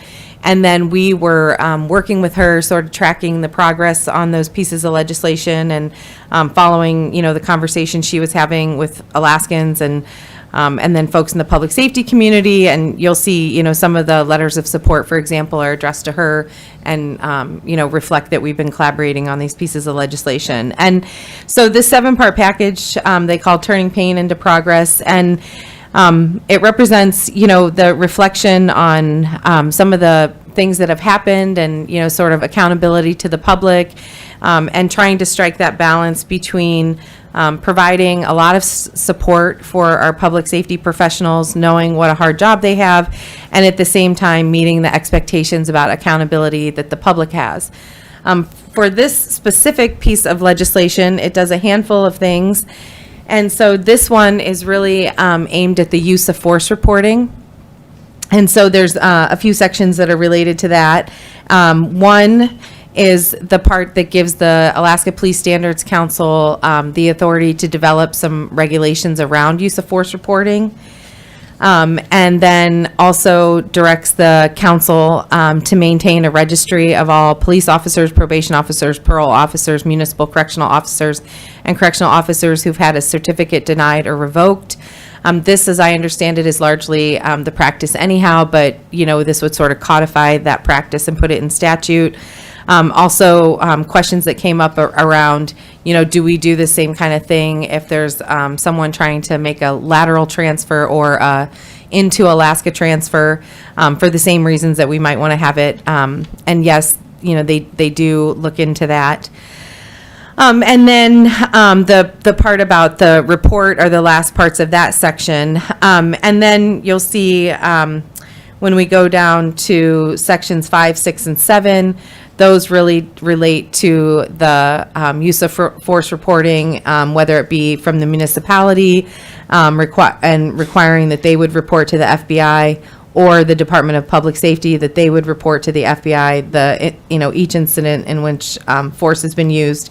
And then you'll notice the Section 8 has the statewide use of force report. And so what that would be is a compilation of that information that would be provided to policymakers. The other parts of the bill really deal with training of municipal correctional employees. And so that's really sections 2, 3, and 4. And so what this bill does, you'll notice in section 2, is it changes from being something that's permissive on the part of the municipality.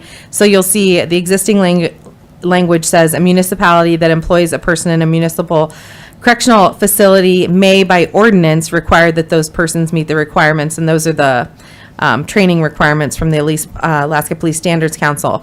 What this bill does is change that from being a local authority to making it a requirement that all of those municipal correctional officers participate in that training.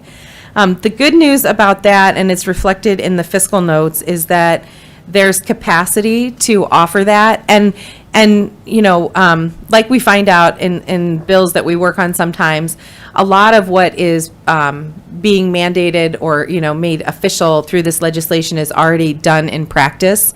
And so, for example, many of the municipalities are already sending their municipal correctional officers through this training. But for the ones that aren't, they do have capacity to offer that. So it doesn't require any fiscal impact to host another academy, for example.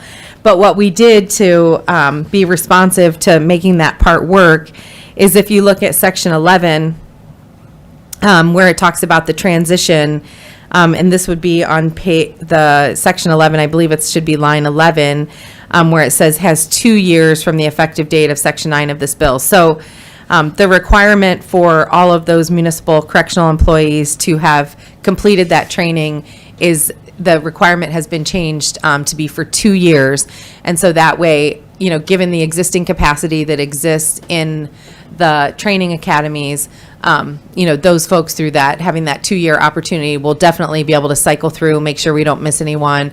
And again, it's not the intent, right, to sort of make anyone in violation of the law. The intent here is that it's been shown, through the research that it can be more effective policing and safer for both the public safety professionals and the public when people have a little bit more training. And so that's what we'll accomplish through that requirement.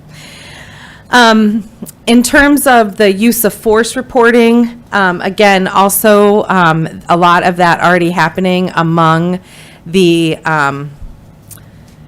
public safety professionals across Alaska, and I believe you should have in your packet a list of all of them that are already participating. And if it's not in your packet, it's in mine, and I apologize if it's not. We can get that list to you. But it turns out that most of them are already participating in the use of force reporting.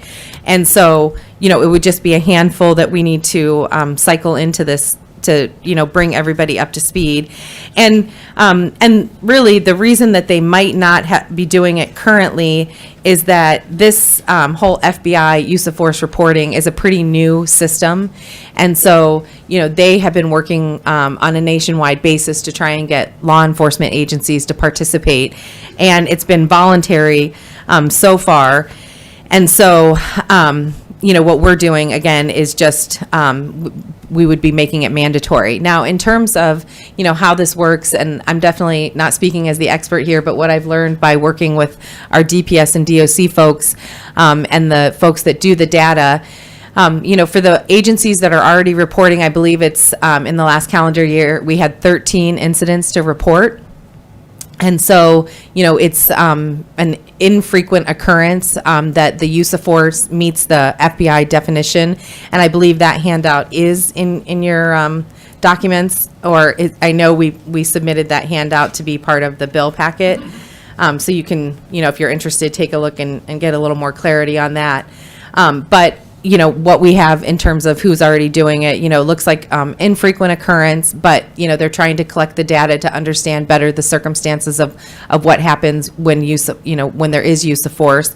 And of course, people are probably familiar that in law enforcement and in corrections, and in fact, in our, in our own Department of Corrections, there has been a big movement towards de-escalation training, right, for the safety of both the, the officers and the civilians or the inmates. So it's not inconsistent, with what is sort of the movement in public safety, right, for improving it for everyone. So what we think could come out of this, now that the FBI is doing this is, typically they start with collecting the data, and then, by participating, often funding is made available for additional training. That could be something that's positive for the state.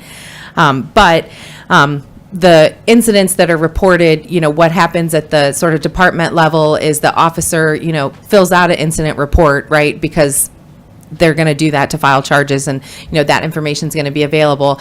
Then, as I understand it, the administrative staff person is who then, forwards that piece of information and the items, the demographic information that the FBI wants.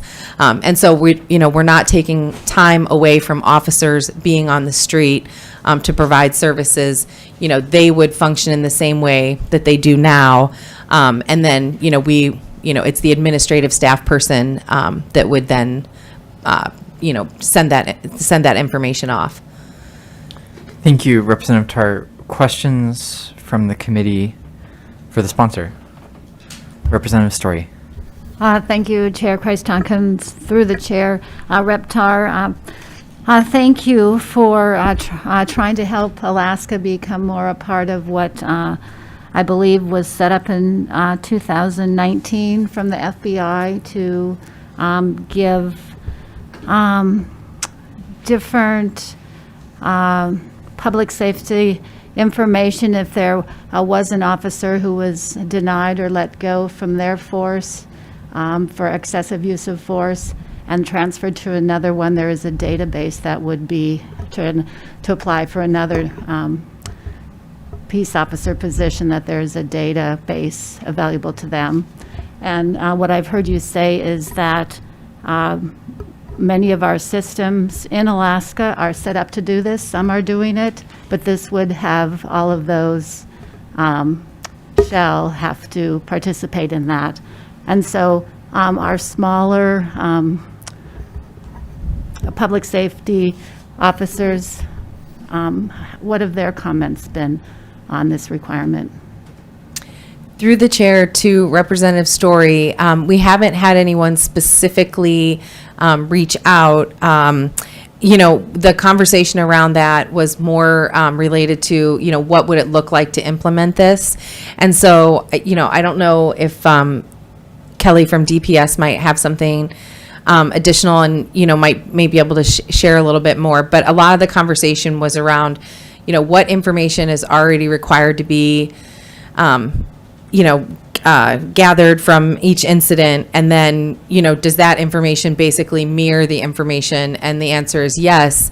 They're through their standard practice of the kind of information they would need to file their incident reports. It's gonna, be the information that needs to go then to the FBI. Without having everybody implemented, the best way I can answer the question is saying, knowing that there were 13 reportable incidents through the 80% of officers that are already participating. So all of the large agencies in Alaska are participating already. So, capturing that last 20%, it is in the smaller agencies. So it was a concern. But like I say, as I understand it, because it's the same incident information that's going to come in, that administrative person would have to report it. But knowing that with 80% of the officers already participating, there were just 13 incidents, I think the expectation is, with that last 20%, maybe you're talking about 3 or 5 kind of reportable incidents. And so that wouldn't translate into a workload that would, be burdensome. Thank you. And Ms. Howell, actually, would you potentially be able to comment from a DPS perspective on that question? There's only one chair. Good morning still. Mr. Chairman, members of the committee, for the record, my name is Kelly Howell. I'm the Legislative Liaison and Special Assistant to the Commissioner for the Department of Public Safety. Representative Story, through the Chair, the Department of Public Safety already collects a lot of data from law enforcement agencies to report that information up to the FBI. Uniform crime reporting statistics is one of those mechanisms. This is very similar to that, in which agencies provide that information to the Department of Public Safety and report that up to the FBI. The good news is that there are efficiencies that are currently underway for agencies to provide this information. Our staff at the Department of Public Safety and our specific units are actually training and reaching out to agencies to encourage their participation. It is voluntary currently through the FBI. So we reach out and encourage agencies to participate, explain what the process is to do so, and we are pursuing additional federal grant funds to assist in creating an easier way for agencies to actually submit that information. Mr. Chairman, I do believe we also have Lisa Purinton online, and she oversees our the UCR program and our Criminal Records and Identification Bureau, and is the subject matter expert on this reporting collection effort, if the committee has any questions for her directly. And Lisa Purinton is online. And I guess maybe as a follow-up to Representative Tarr's testimony, that there's sort of 80% of the kind of data that we're interested in is already being captured. So it's really about trying to close the gap on this last 20% with these smaller law enforcement agencies. I mean, is there a more precise sense of the numbers, or, ballpark, is that right? Mr. Chairman, Kelly Howell for the record again. I'm going to defer to Lisa Purinton. She'll have the most accurate numbers and can provide you with that. Ms. Purinton, if you can speak to that question and put yourself on record. For the record, this is Purinton with the Department of Public Safety, Criminal Records and Identification Bureau Chief. To the Chair, the number of agencies that we have currently reporting, we have 20 agencies that are registered to report. We have another one that's underway to sign up to start reporting. And of those agencies, 5 of them have less than 10 officers with their department. So we're already seeing some of the smaller departments are reporting the data because of the number of incidents that the smaller police departments often see through their caseload each year. They're very fortunate that they very rarely have any incidents that would meet the FBI's definition. So most of them, they're just going in on a monthly basis to say that they had no qualifying incident. Thank you. Any further questions from those in the room? Representative Eastman. Thank you, through the chair.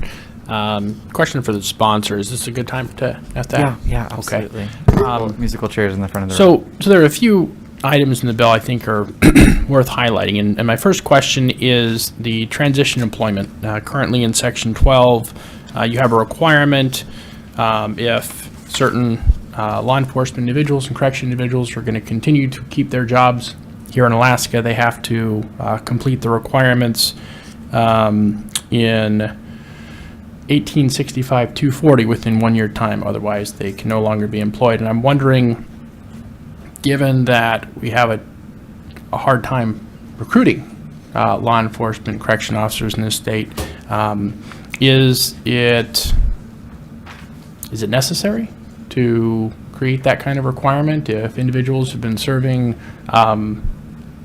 in a good manner and have a good employment history under their belt, but they can't or won't meet these new requirements that others fulfilled, but their municipality has chosen not to require of them? Should we really be giving them the boot? If I might, thank you, Mr. Chairman, through the chair to Representative Eastman. I think you might be looking at the older version. So in the current version, that's a 2-year requirement. Okay. And so that was one in response to kind of that concern was to make sure there's 2 years. Again, a good portion of the municipal correctional officers are already receiving this training. And so, the fact that the state can provide the training at no cost, it means that they'll have better employees because they'll have received this training.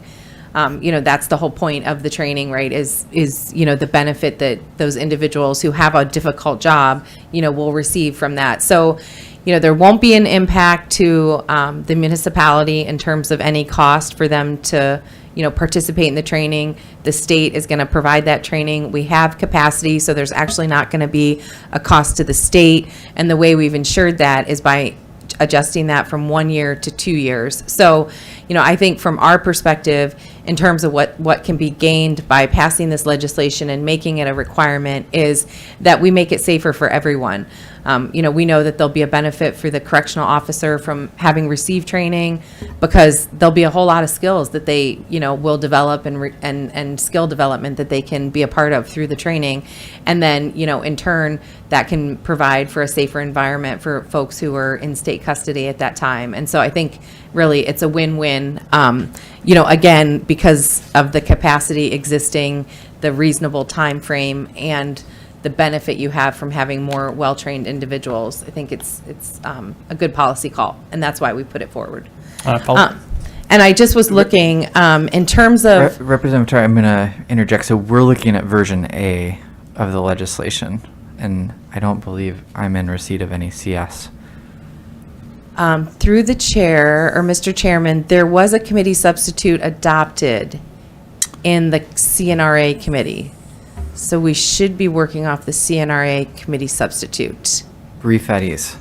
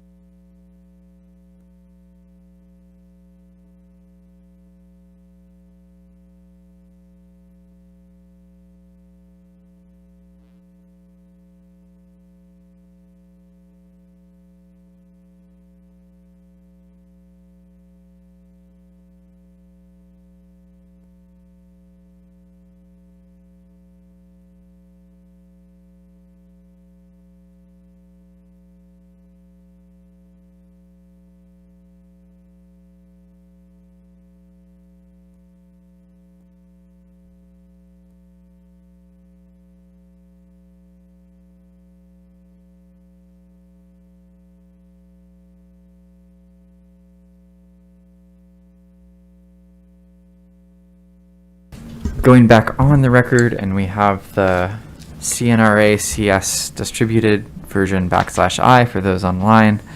Thanks, Representative Tar. I'm glad we could figure that out early, so we're all reading from the same sheet of music. Representative Tar, if you wouldn't mind just briefly summarizing changes that were made in the previous committee, and then I think we'll all be up to speed and aligned. Sure. Thank you, Mr. Chairman. So in the original bill, the one item that Representative Eastman had just been asking about was changed from 1 year to 2 years. Again, because the intention here is just to add to the, the preparedness and the strength of those public safety professionals by offering that training and then making sure the timeline works so that there's not a fiscal impact and it works within the capacity of the existing academies. And then there were a couple references in the original version of the bill for use of force reporting by individuals who don't meet the FBI definition. And in your packet, you should have what's called the LEOC, the Law Enforcement Official, the Law Enforcement Official FBI definition. Law enforcement officers killed and assaulted. That's the definition they use, the LEOCA definition, pardon me.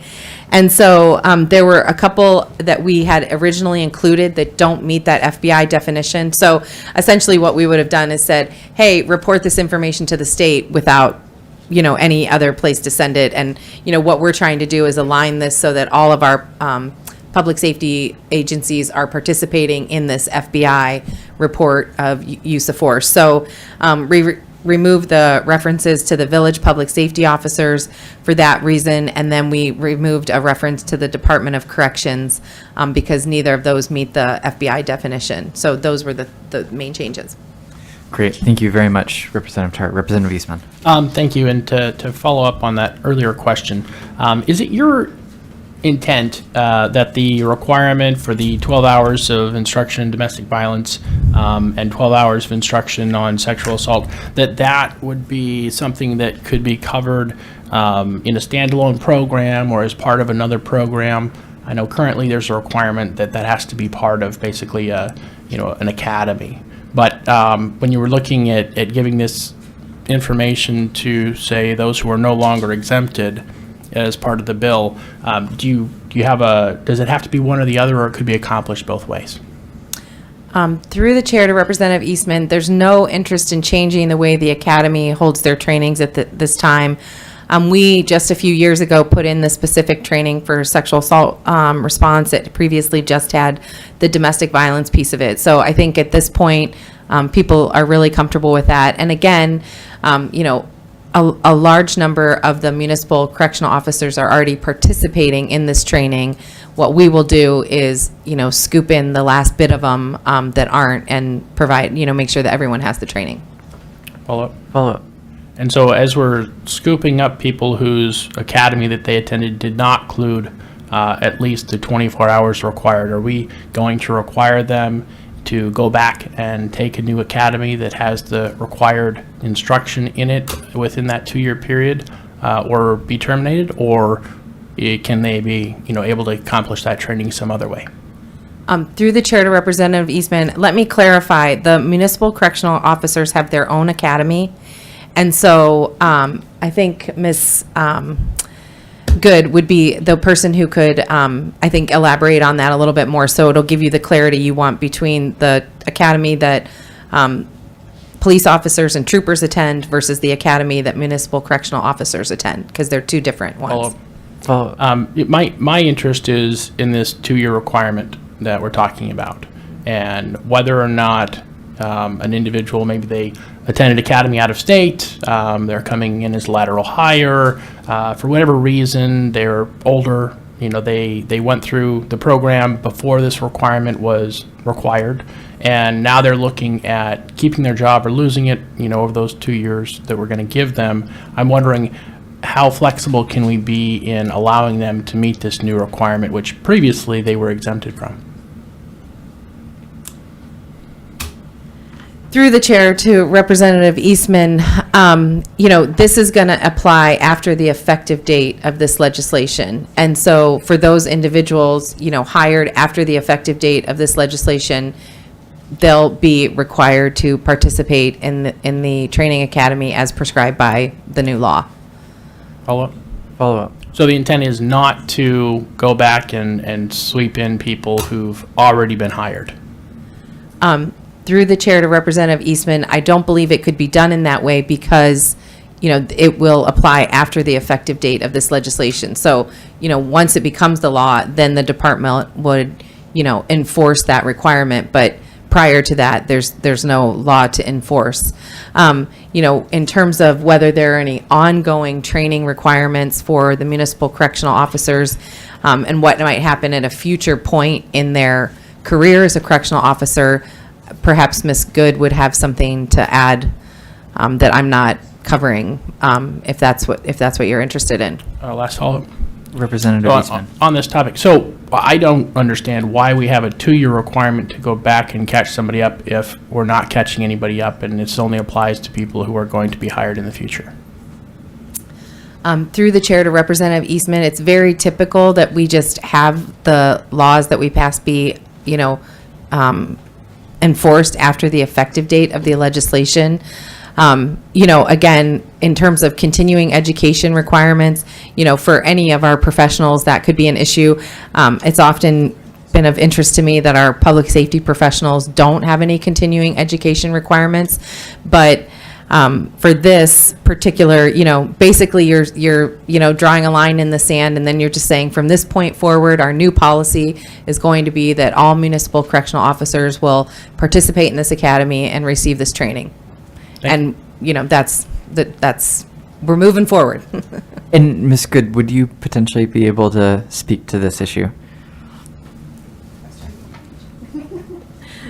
Good morning, Mr. Chairman. For the record, Kelly Good, Deputy Commissioner, Department of Corrections. Through the chair, Representative Eastman, the 2-year, right now, we have about 2 communities that don't already use the Department of Corrections Academy for those municipal officers. It's held in the first quarter of the year. The 2 years was requested by us just to make sure that anybody comes in and now will need to be a part of this. In case that first quarter of the year doesn't work for everyone, then having it for 2 years will just give us exactly what you were worried about, is a very tight time frame. Not everybody gets through the academy on time, and so then we are concerned about somebody losing their job. This 2 years will give us just that flexibility to ensure everybody goes through the same academy. Follow-up? Representative Eastman. Thank you. So actually, my concern isn't that. My concern is the folks that either can't or won't, go back and go through a new academy.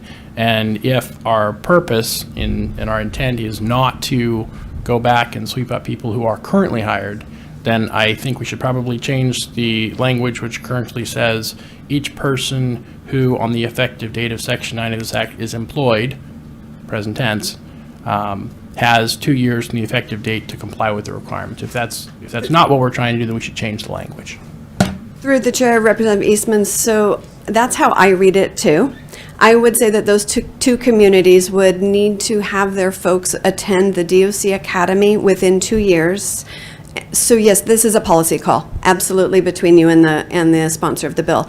The way we read it, though, was that those 2 communities, Bristol Bay and Craig, are the 2 that currently do not use. And I am not going to say they do not have training. Please know, they very well could have had other training, but this bill would bring them all under the DOC Municipal Correctional Officer Academy. So yes, the way I read it would be those folks would, in over 2 year time, would need to go through our academy.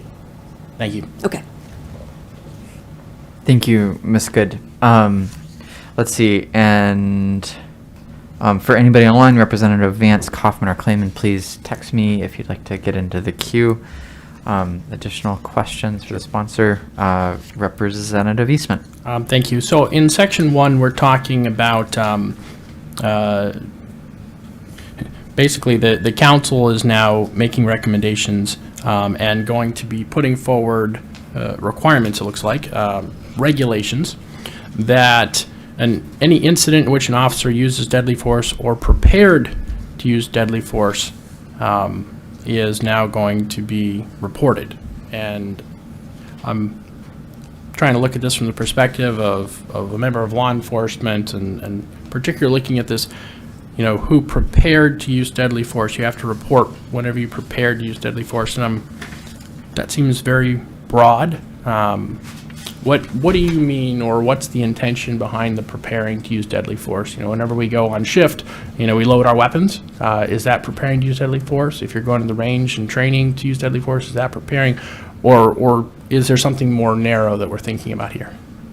Through the chair to Representative Eastman, yes, I'm not sure if you had time to review the handout that we included in the packet that's from the U.S. Department of Justice National Use of Force Data Collection, but it is defined in what is meant by use of deadly force or prepared to use deadly force. And Ms. Howell has previously provided the statutory references to in our state law, and so if I could ask Ms. Howell to please provide those again. Yes, Ms. Howell. Please. Good afternoon, Mr. Chairman. Kelly Howell, Special Assistant to the Commissioner, Legislative Liaison for the Department of Public Safety. Representative Eastman, through the chair. So yes, there are, of course, definitions in statute regarding force, deadly force, and related items. The prepares to use, I am pulling from the Department of Public Safety's policy, which we do have posted online. Our operating procedures manual is posted online, as is our use of force policy. And in the department's policy, prepares to use includes unholstering a weapon, which is a gun or electronic weapon, with the intention of preparing to use it against a specific individual or group.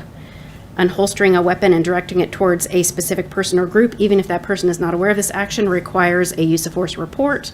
However, conducting a building search or similar operation with an unholstered weapon where no person or group is encountered would not be reportable. It is not the mere unholstering of a weapon that triggers the reporting requirement, but the directing of that weapon against a particular person or group. In this section, the phrase "prepares to use" also includes preparing to use lateral vascular restraint, where the officer is able to get their arms into position but without applying pressure. That is the department's policy. Thank you. Follow up? Follow up. All right, thank you, and appreciate the department's policy. In the event that we don't adopt that policy into the statute, which I don't see that we are, is that now going to be up to each department to have their policies like the DPS on what their definition of preparing to use deadly force is? Or is there, on the other side, an intent to change the bill to incorporate the department's policy? Representative Eastman, through the chair, looking at the definitions in statute of force and deadly force, I, again, cannot speak to what other agencies' policies are, but using, the common understanding of preparing to use force means, or preparing to use deadly force means force that the person uses with the intent of causing, or uses under circumstances the person knows creates a substantial risk of causing death or serious physical injury.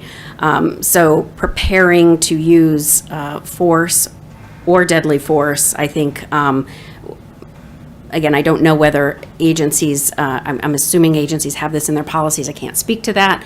I can only speak to what the Department of Public Safety's policies are. Thank you. Follow up? Last follow-up. Yeah, fortunately, that is the last one. On the Section 6 and Section 7, we have new requirements for just the use of force in general. And I'm wondering, what definition for use of force are we going to be drawing on in this statute? Is that somewhere else in statute, or is that, again, just a policy that might differ from department to department?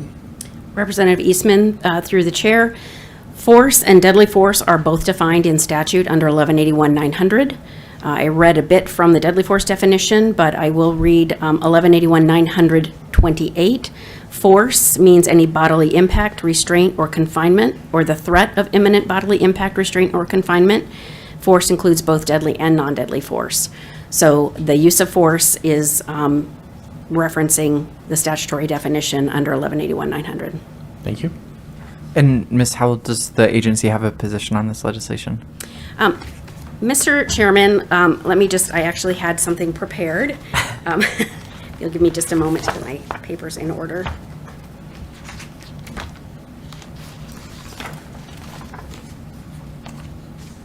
It's here somewhere. So the department does appreciate Representative Tarr bringing this legislation forward. The Department of Public Safety does place substantial importance on making objectively reasonable use of force decisions. At our DPS Training Academy in Sitka, our Public Safety Training Academy, our staff teach to the constitutional standard regarding the use of force, meaning that any force used must recognize and uphold the citizen's constitutional rights against unreasonable force. All staff instructors at the Academy are certified in use of force training so that they can all reinforce appropriate use of force decisions regardless of the class they are teaching. After they attend 8 hours of classroom training, students go through over 60 live action and video simulated scenarios during their time at the Academy to help reinforce the appropriate use of force decisions. And all DPS commissioned officers are required by the department, by department policy, to self-report any incident of force through an internal tracking tool called Blue Team. This is a system that's used by over 850 law enforcement agencies across the United States, and is a platform to support documentation, supervisory oversight, and organizational accountability. So in support of that, we publish our use of force data that is reported into Blue Team, that is on our website, as well as our operating procedures manual. So this bill reinforces everything that the department is currently doing, our policies and our practices, and the department supports such efforts to increase transparency and build trust with the public that we serve. Thank you very much. That was a perfect prepared statement. So we're right around the 30-minute mark here. Thank you very much, Representative Tarr, for presenting the legislation, and Ms. Howell and Ms. Good for the supporting information. I'm going to go ahead and set an amendment deadline for this legislation, HB 256, same as the amendment deadline for HB 316, as previously stated, in SB 161, stated at the beginning of this meeting. That is, submit to Legislative Legal by Tuesday at 5 p.m. and submit to my office by Wednesday at 5 p.m. And that takes us to the final item on today's agenda, SB 182, or excuse me, different SB, SB 156. We have Senator Reinbold online, as well as Kelly Toth, staff to Senator Reinbold here in the room. Welcome, Ms. Toth, and welcome, Senator Reinbold. We also have two invited testifiers online, Dr. Richard Urso in Houston and Dr. Ryan Cole in Boise. And also a PowerPoint presentation. I'm actually just going to take a brief at ease while we get all the technology fired up, and we can take just a quick break, and then we'll be right back. So we're at ease.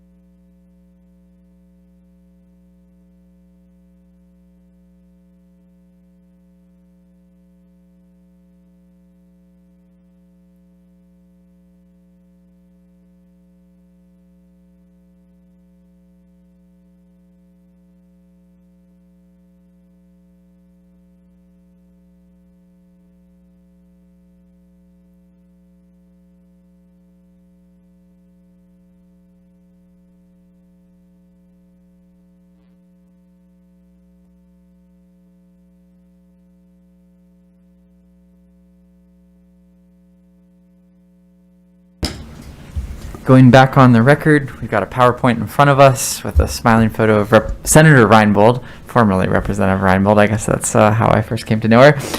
Ms. Toth, Senator Reinbold, the floor is yours to present SB 156. Thank you, Mr. Oh, go ahead. Sorry. Good afternoon, Mr. Chairman. This is Senator Reinbold. And thank you very much for the opportunity to present SB 156. And thank you to the honorable members of the House State Affairs. We really appreciate this opportunity. It's been an extremely popular bill. It is directed, the main intent is Article 1, Section 222, the right to privacy, and it preserves Alaskans' right to direct their own health care decisions as it has traditionally been. We've had about 600 emails. I think you have uploaded most of them.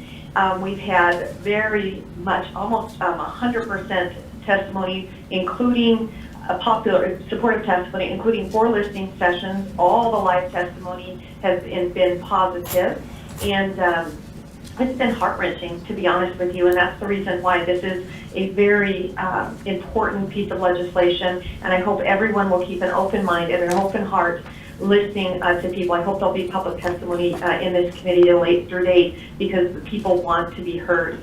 I want to thank everybody that's in the room. I understand the room is full and there's many wishing to testify. I know it's not public testimony today, but they want to be heard. I understand there's overflow as well. I want them to know that I'm listening, and I believe many others are. In the Senate, we had very strong bipartisan support for this bill, and I believe there's 14 co-sponsors even before the first hearing in the House at this time. At a very high level, I wanted to do the opening statement, and then I hope Kelly Toth, my Chief of Staff, will do the sectional, and then I'll do a presentation and then invited testimony. I understand we have to stick to around 30 minutes, so I'm going to go pretty quickly. I will like to say at the high level, the goal of SB 156 is to prevent discrimination based on the COVID-19 vaccine status. This does not allow anybody to be denied any public access to anything based on the COVID-19 vaccine status. And bottom line here is we are an opt-in state, and I will go into that a little bit more detailed. We do not have to opt out of this. We are an opt-in. Right now, in current state statutes, all Alaskans have the right to deny, let's say, any type of surgery or medical intervention. The individual is in the driver's seat, and also the Constitution supports individual liberties that we take an oath to uphold and defend. So in summary, Senate Bill 156 is a unification bill. It protects both the vaxxed and the unvaxxed from discrimination. We added some really neat changes in Senate Health and Social Services that also protects the vaccinated from any type of discrimination in the future for renewable health care insurance. And with that, I'm hoping my Chief of Staff can go over the sectional and the summary of changes that we did in Senate Health and Social Services. Thank you, Mr. Chairman. Thank you, Senator Reinbold. And just a quick question. Would you like us to hold questions until the end of the bill presentation or questions during the bill presentation? After, please. Absolutely. And I believe I mispronounced your last name, so I apologize. But Ms. Toth, please, over to you. Thank you, Mr. Chairman. Members of the committee, my name is Kelly Toth, staff to Senator Reinbold, and I just to share with you the sectional analysis.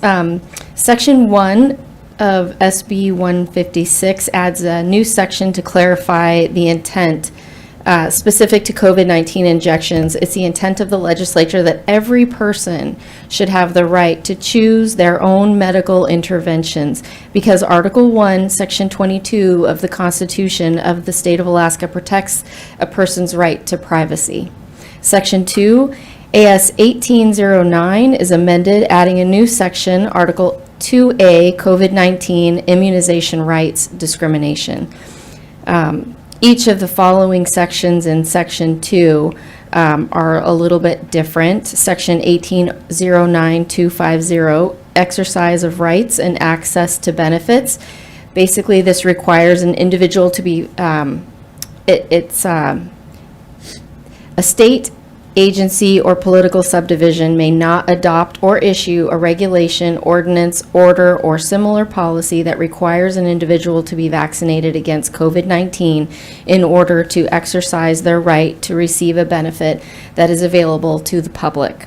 Section 1809260, personal vaccine history. A state agency, an employee of the state, or agent of the state may not require an individual to produce documentation of the individual's COVID-19 vaccination status or COVID-19 immunity passport in order to travel or within the state. Section 1809270, discrimination based on vaccination status. It's unlawful or discrimination. It is unlawful discrimination for a person or a government entity to refuse, withhold from, or deny an individual any local or state services, goods, facilities, advantages, privileges, licensing, educational opportunities, healthcare access, or employment opportunities based on the individual's COVID-19 vaccination status. It goes on to say in Section 1809280, objection to the administration of a COVID-19 vaccine, that an individual may object to the administration of a COVID-19 vaccine for individual based on religious, medical, or other grounds. In addition, a parent or guardian of a minor may object to the administration of a COVID-19 vaccine to the minor child based on religious, medical, or other grounds. Section 1809290 describes the definition of COVID-19, and Section 3 adds new language to a healthcare insurer that offers, issues for delivery, delivers, or renews a healthcare insurance plan in the group market may not establish rules for eligibility, including continued eligibility waiting periods under the plan for an individual or dependent of an individual based on their COVID-19 vaccination status. The COVID-19 has the meaning given in AS 1809290. This safeguards everyone regardless of COVID-19 injection history. And Section 4 just means this act takes effective immediately. Thank you very much. And Mr. Chairman, would you like me to go through the summary of changes between committees? Yes, if you'd like. The summary of changes that occurred in the Senate from SB 156 version I to version G. Number 1, we added the language to the title related to vaccination status and eligibility for health care insurance and providing for an effective date. Section 1 added legislative intent, that it is the legislative intent that every person should have the right to choose their own medical interventions because Article 1, Section 22 of the Constitution of the State of Alaska protects a person's right to privacy. And Section 3 amends AS 2154-100A9, the individual's COVID-19 vaccination status. In this paragraph, COVID-19 has the meaning given in 1809290, and Section 4, or added in Section 4, the effective date.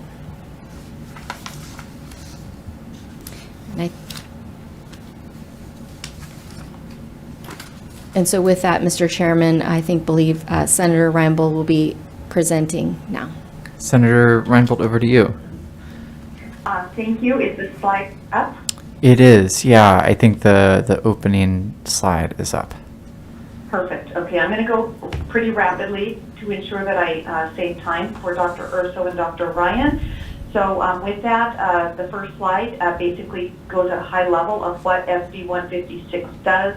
No mandatory, so forced injections, no passports, COVID-19 immunity passports, no COVID-19 discrimination based on COVID vax status, and no mandatory forced for employment both in the private and public sector. Next slide.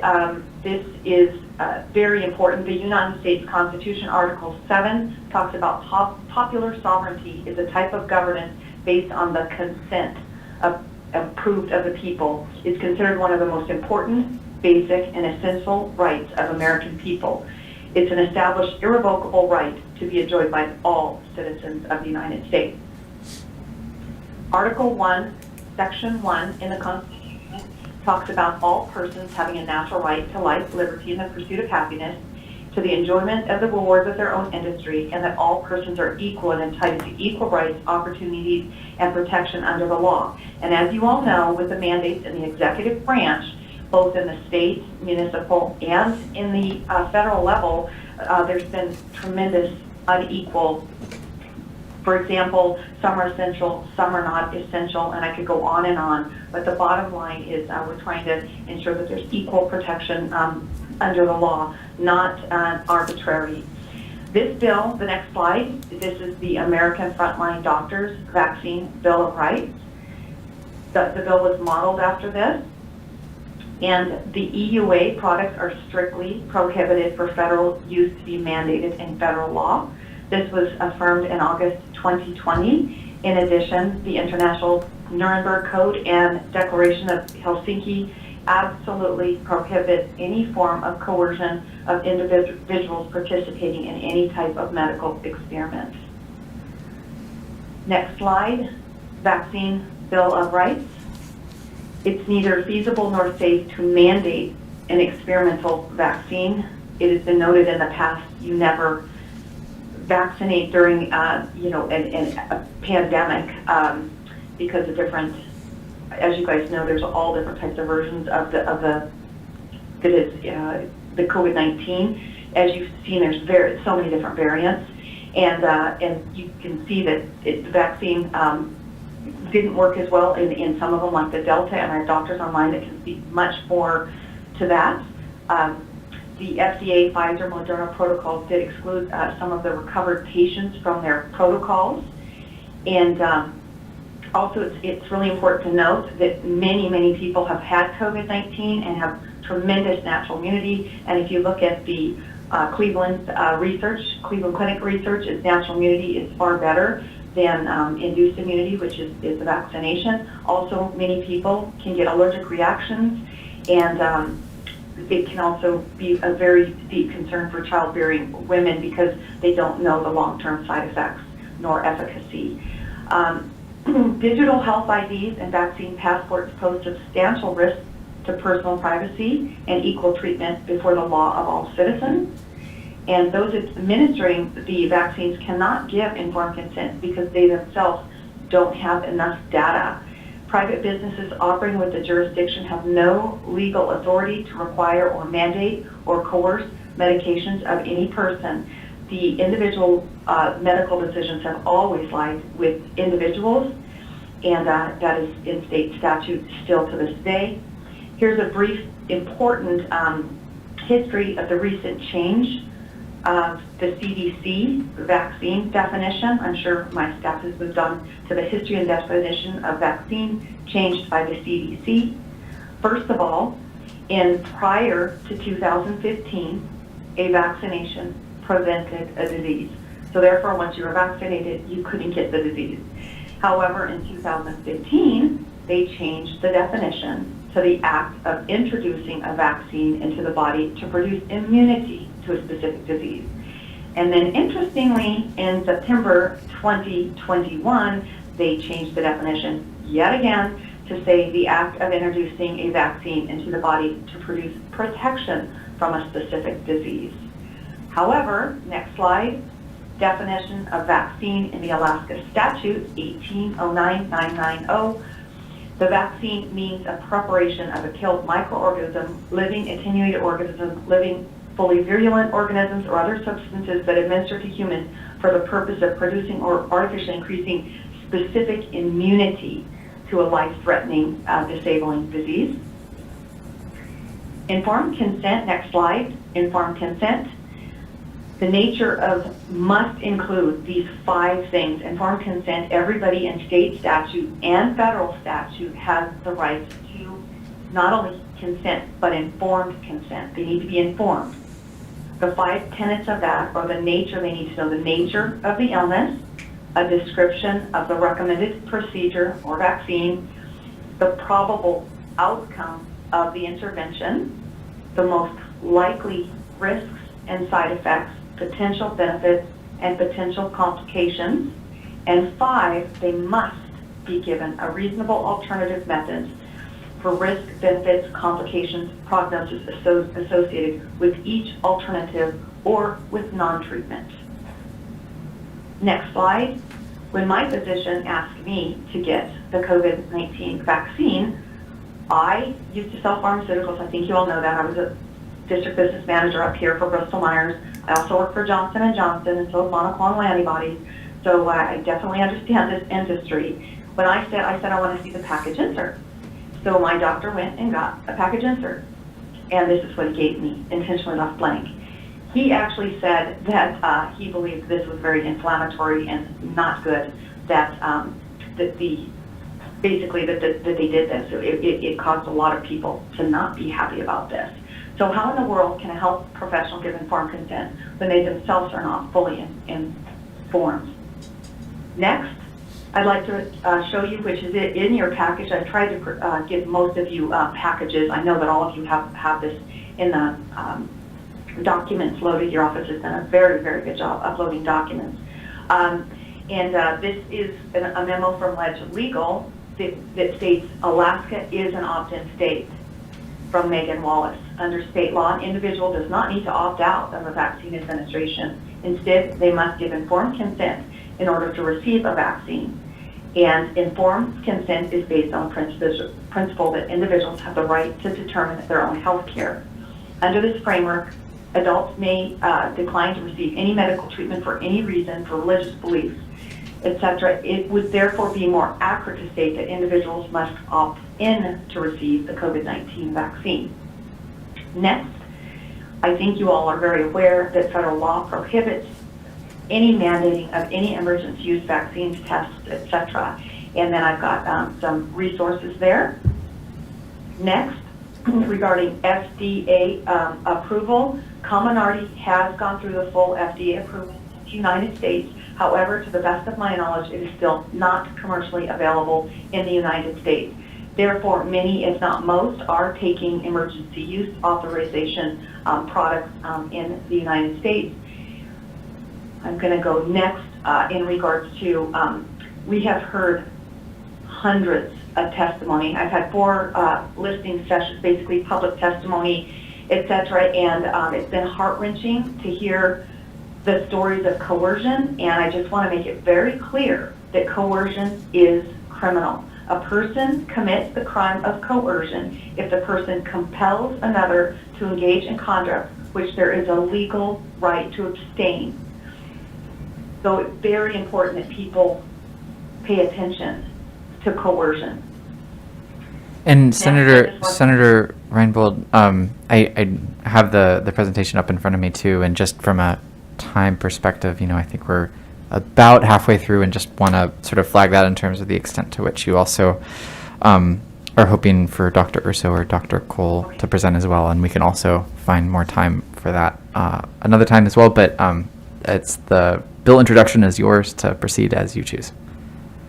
Thank you. I will go ahead and skip this slide, but bottom line is very similar language, with just a little bit stronger language, has been in bills both in the House and the Senate in the past. Wanted to do at a high level. The next slide shows that we're approaching 27,000 deaths, 150,000 hospitalizations, about 15,000 with Bell's palsy, mini myocarditis, etc. And the conservative estimate is this is only about 10% of what's actually real. About 10% roughly ends up in various data. It's very complicated. I'll skip the next 2 slides. In regards to, we're now at the Supreme Court of the United States slide. The bottom line here is there was a lawsuit, NFIB versus OSHA. The mandates were struck down for because of the bottom line is OSHA was never given the broad authority to do what they did. If you want to look, you guys can read it, but the Supreme Court per curiam basically says that that although COVID-19 is a risk in a workplace, it's not an occupational hazard, and it can still spread at home, schools, etc. And bottom line is that there's still day-to-day dangers that we all face, from crime, pollution, and a number of communicable diseases. So that was a very important, the next slide talks about the Supreme Court Justice Gorsuch basically said federal government has powers. They are not general but limited and divided. It must act consistently with the Constitution and separation of powers. And as you all know, the legislative branch writes laws, not the executive branch. And OSHA's mandate failed the doctrines test, and the agency was claiming to force Americans to receive the vaccine or undergo some sort of testing. Congress has nowhere assigned so much power to OSHA, and the bottom line is they've chosen not to afford OSHA or any federal agency's authority to issue a vaccine mandate. So the bottom line is they're trying to OSHA was trying to regulate not only what happens inside of a workplace, but outside the workplace if they were being forced to take a medical procedure that affects their lives outside their work. So with that, Mr. Chairman, I'm going to go ahead and yield time next to Dr. Richard Urso. Thank you, Mr. Chairman. Thank you, Senator Reinbold and Dr. Urso. I think maybe assuming we want to sort of equally portion time for you and Dr. Cole, you're welcome to present invited testimony in the 3 to 5 minute range. Thank you, Chairman, and thank you, Senators. Can you hear me? We can hear you. Okay, thank you. Well, I'm here not to talk about the civil libertarian side. I'm here to talk about the risk-reward side, and I think there's tremendous risk in this vaccine. It's been labeled as safe and effective, and it's quite the contrary.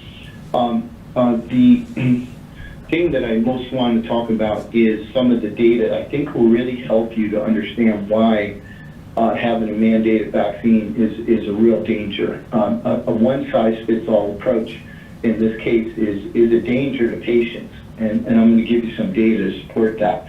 It's especially this way in the COVID recovered. We have basically likely up to 70% of children that have already been exposed to COVID. Let's take the age group from 5 to 11. That's 28 million children in the United States of America. And so what we're looking at is if we did a perfect vaccine, we would have save basically about 7 or 8 children, because it's the 0.1 per 100,000 infection fatality rate in that age group. And what you're saying is that if you already have the virus, they retain an antigenic fragment of this virus for about 15 months. And that means that if they get exposed to the vaccine, they'll make a tremendous amount of antibodies. They already have they're already going to make a tremendous amount of proteins because they're young and healthy, and you're going to have a hyperimmune response occur, and you're going to kill many children by mandating a vaccine in this younger age group. So this is not a smart decision. In these patients, there's up between a 13 to 27 times higher risk for infection in the vaccinated over the COVID recovered. But I want to give you a couple other more really good data points. The vaccine, I think you need to know all this. The lipid nanoparticle goes everywhere. I've worked with these lipid nanoparticles, and I always say they're like garlic. They go everywhere. They go to brain, they go to bone marrow, they go to adrenals, ovaries, liver, and spleen. It does not stay in the arm. It's been proven experimentally in the current outbreak in patients, right? That's number one. So it's going everywhere, particularly in the ovaries. And of course, there's a lot of ACE2 receptors in the ovaries, actually, and you're going to create inflammation for sure. Will it create fertility problems? Time will tell. It's blocking cancer repair mechanisms. One of them is called P53, the guardian of the genome. There's another called BRCA, the breast cancer gene, and microRNA 27A. All of these mechanisms prevent cancer from forming in our body. We have seen a huge uptick in cancers because of this problem of the spike protein getting in the nucleus and blocking these repair mechanisms. It's blocking, number two, it's blocking receptors that lead to activation of dormant viruses like Epstein-Barr and herpes simplex. This is due to its effects on toll-like receptors, which are innate to everyone listening to this call right now. And then we found that it's producing spike protein for up to 60 days. That means that that's all they tested. It may be producing longer. The pseudouridine, the artificial component of this vaccine is not recognized as something that the RNAses can break down. And we're seeing this retention of production going on for 60 days, but also retaining fragments of this for up to 15 months. Experimentally, we found that DNA is reverse transcribing into liver cells. This means that potentially, like with many diseases like that are reverse transcribed, you could carry it in your DNA and eventually pass it down to your children if the right combination of events occurs. We have not seen that happen in living people, but it's happening in experimental models. So I don't think any of you have heard that. And if you hear the data from England and Scotland where there is no corrupted data, they actually have prospective data. The triple vax are now accounting for 90% of the deaths. This is important. And I think it's extremely important to hear this last fact, which I'll give you and then I'll turn it over to Ryan Cole, is that there's been a 40% rise in deaths in 2021 and from 18 to 64, and there was an 82% rise in deaths from 25 to 44 in the last quarter. And it only begs the question is what is killing all these people? And I think we probably know what the answer to that is. So going forward and having a vaccine mandate for such a dangerous product it doesn't make sense. If there's risk, there must be choice. Thank you. And Dr. Cole, you're next up, and I'm gonna give 3 minutes here just because we're running a little bit over. But Dr. Cole, the floor is yours. Thank you, Mr. Chair, and I'll try to be quick here. Thank you, Dr. Reinbold. Thank you, Dr. Urso. Dr. Ryan Cole, board-certified Mayo Clinic-trained pathologist, background in immunology and virology. Dr. Urso is correct. These are all risk and no reward at this point. No one in America has received informed consent with these shots as they are experimental and only emergency authorized. It would be unethical for me to require any patient to be forcibly included in an experiment if I were running one. That's what we've been doing. No one in America has received informed consent because the ingredients haven't been listed nor given to anyone who's taken these shots. The spike protein through the Salk Institute we know is the toxin of the virus. The shots make our body into spike protein factories. That spike protein induces all the same changes of the disease that the virus itself can cause. We have a false dichotomy of vaccinated and unvaccinated. The majority of Americans are COVID recovered, and the COVID recovered natural immunity is 13 to 30 times better than a vaccinal immunity according to studies out of Israel and Qatar. Those who are vaccinated, the vaccine, the shot does not prevent carriage of the virus, does not prevent transmission of the virus, does not prevent disease from the virus, does not prevent death from the virus, per Dr. Urso's comment on the UK data showing 9 out of 10 people in the United Kingdom that are dying have been double or triple vaccinated. These are not vaccines as they only decrease symptoms. They do not provide immunity. The vaccine technically is expired. This is still the formulation in all of these shots against Wuhan, which went extinct over a year ago. The vaccines were not tested against Delta nor Omicron. These shots are expired. In fact, we see in data out of the United Kingdom, those who have received 2 or 3 shots are acquiring the virus at a 2 to 5 times increased rate over those who have not received the shot. Anybody who has had COVID and received the shot has a 2 to 4 times increased risk of adverse reactions. It is not only unscientific, it is immoral and unethical for anyone to require anyone to get a shot for a virus that does not exist and does not work against the present virus circulating in the population. It will never work as COVID always mutates. Coronaviruses, this family of viruses, will always mutate ahead of what we are doing in the laboratory. And one more point is a study in Nature that just came out by Caroline Giugiera shows that we're now seeing antibody-dependent enhancement in this disease, which means anyone who gets the shot and or COVID has an enhanced risk upon exposure to the next variant. So I think that's 3 minutes. These shots are expired. These shots don't cover the virus present. It's all risk, no benefit. The majority of people have had COVID. This is now a moot point scientifically. And I thank you, Mr. Chair, for your time, and thank you, Senator Reinbold, for the invitation to share. Thank you for the invited testimony. Dr. Cole. So that, I think, wraps up the bill presentation, and thank you, Ms. Toth and Senator Reinbold for presenting, and also concludes the fourth of 4 agenda items on today's agenda.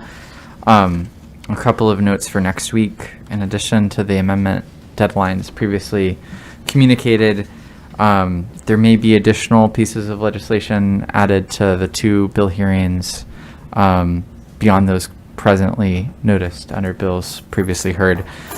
So my office will be in touch as they sort of assess schedule and relative time and time budgeting. But thank you again, Senator Reinbold and Ms. Toth. And thank you, Sophia, and also Lydia, who is beaming in online with House Records for facilitating today's meeting, as well as Jeff Stepp, who earned, I think, much deserved kudos from the Senator. So at 12:52, we are adjourned.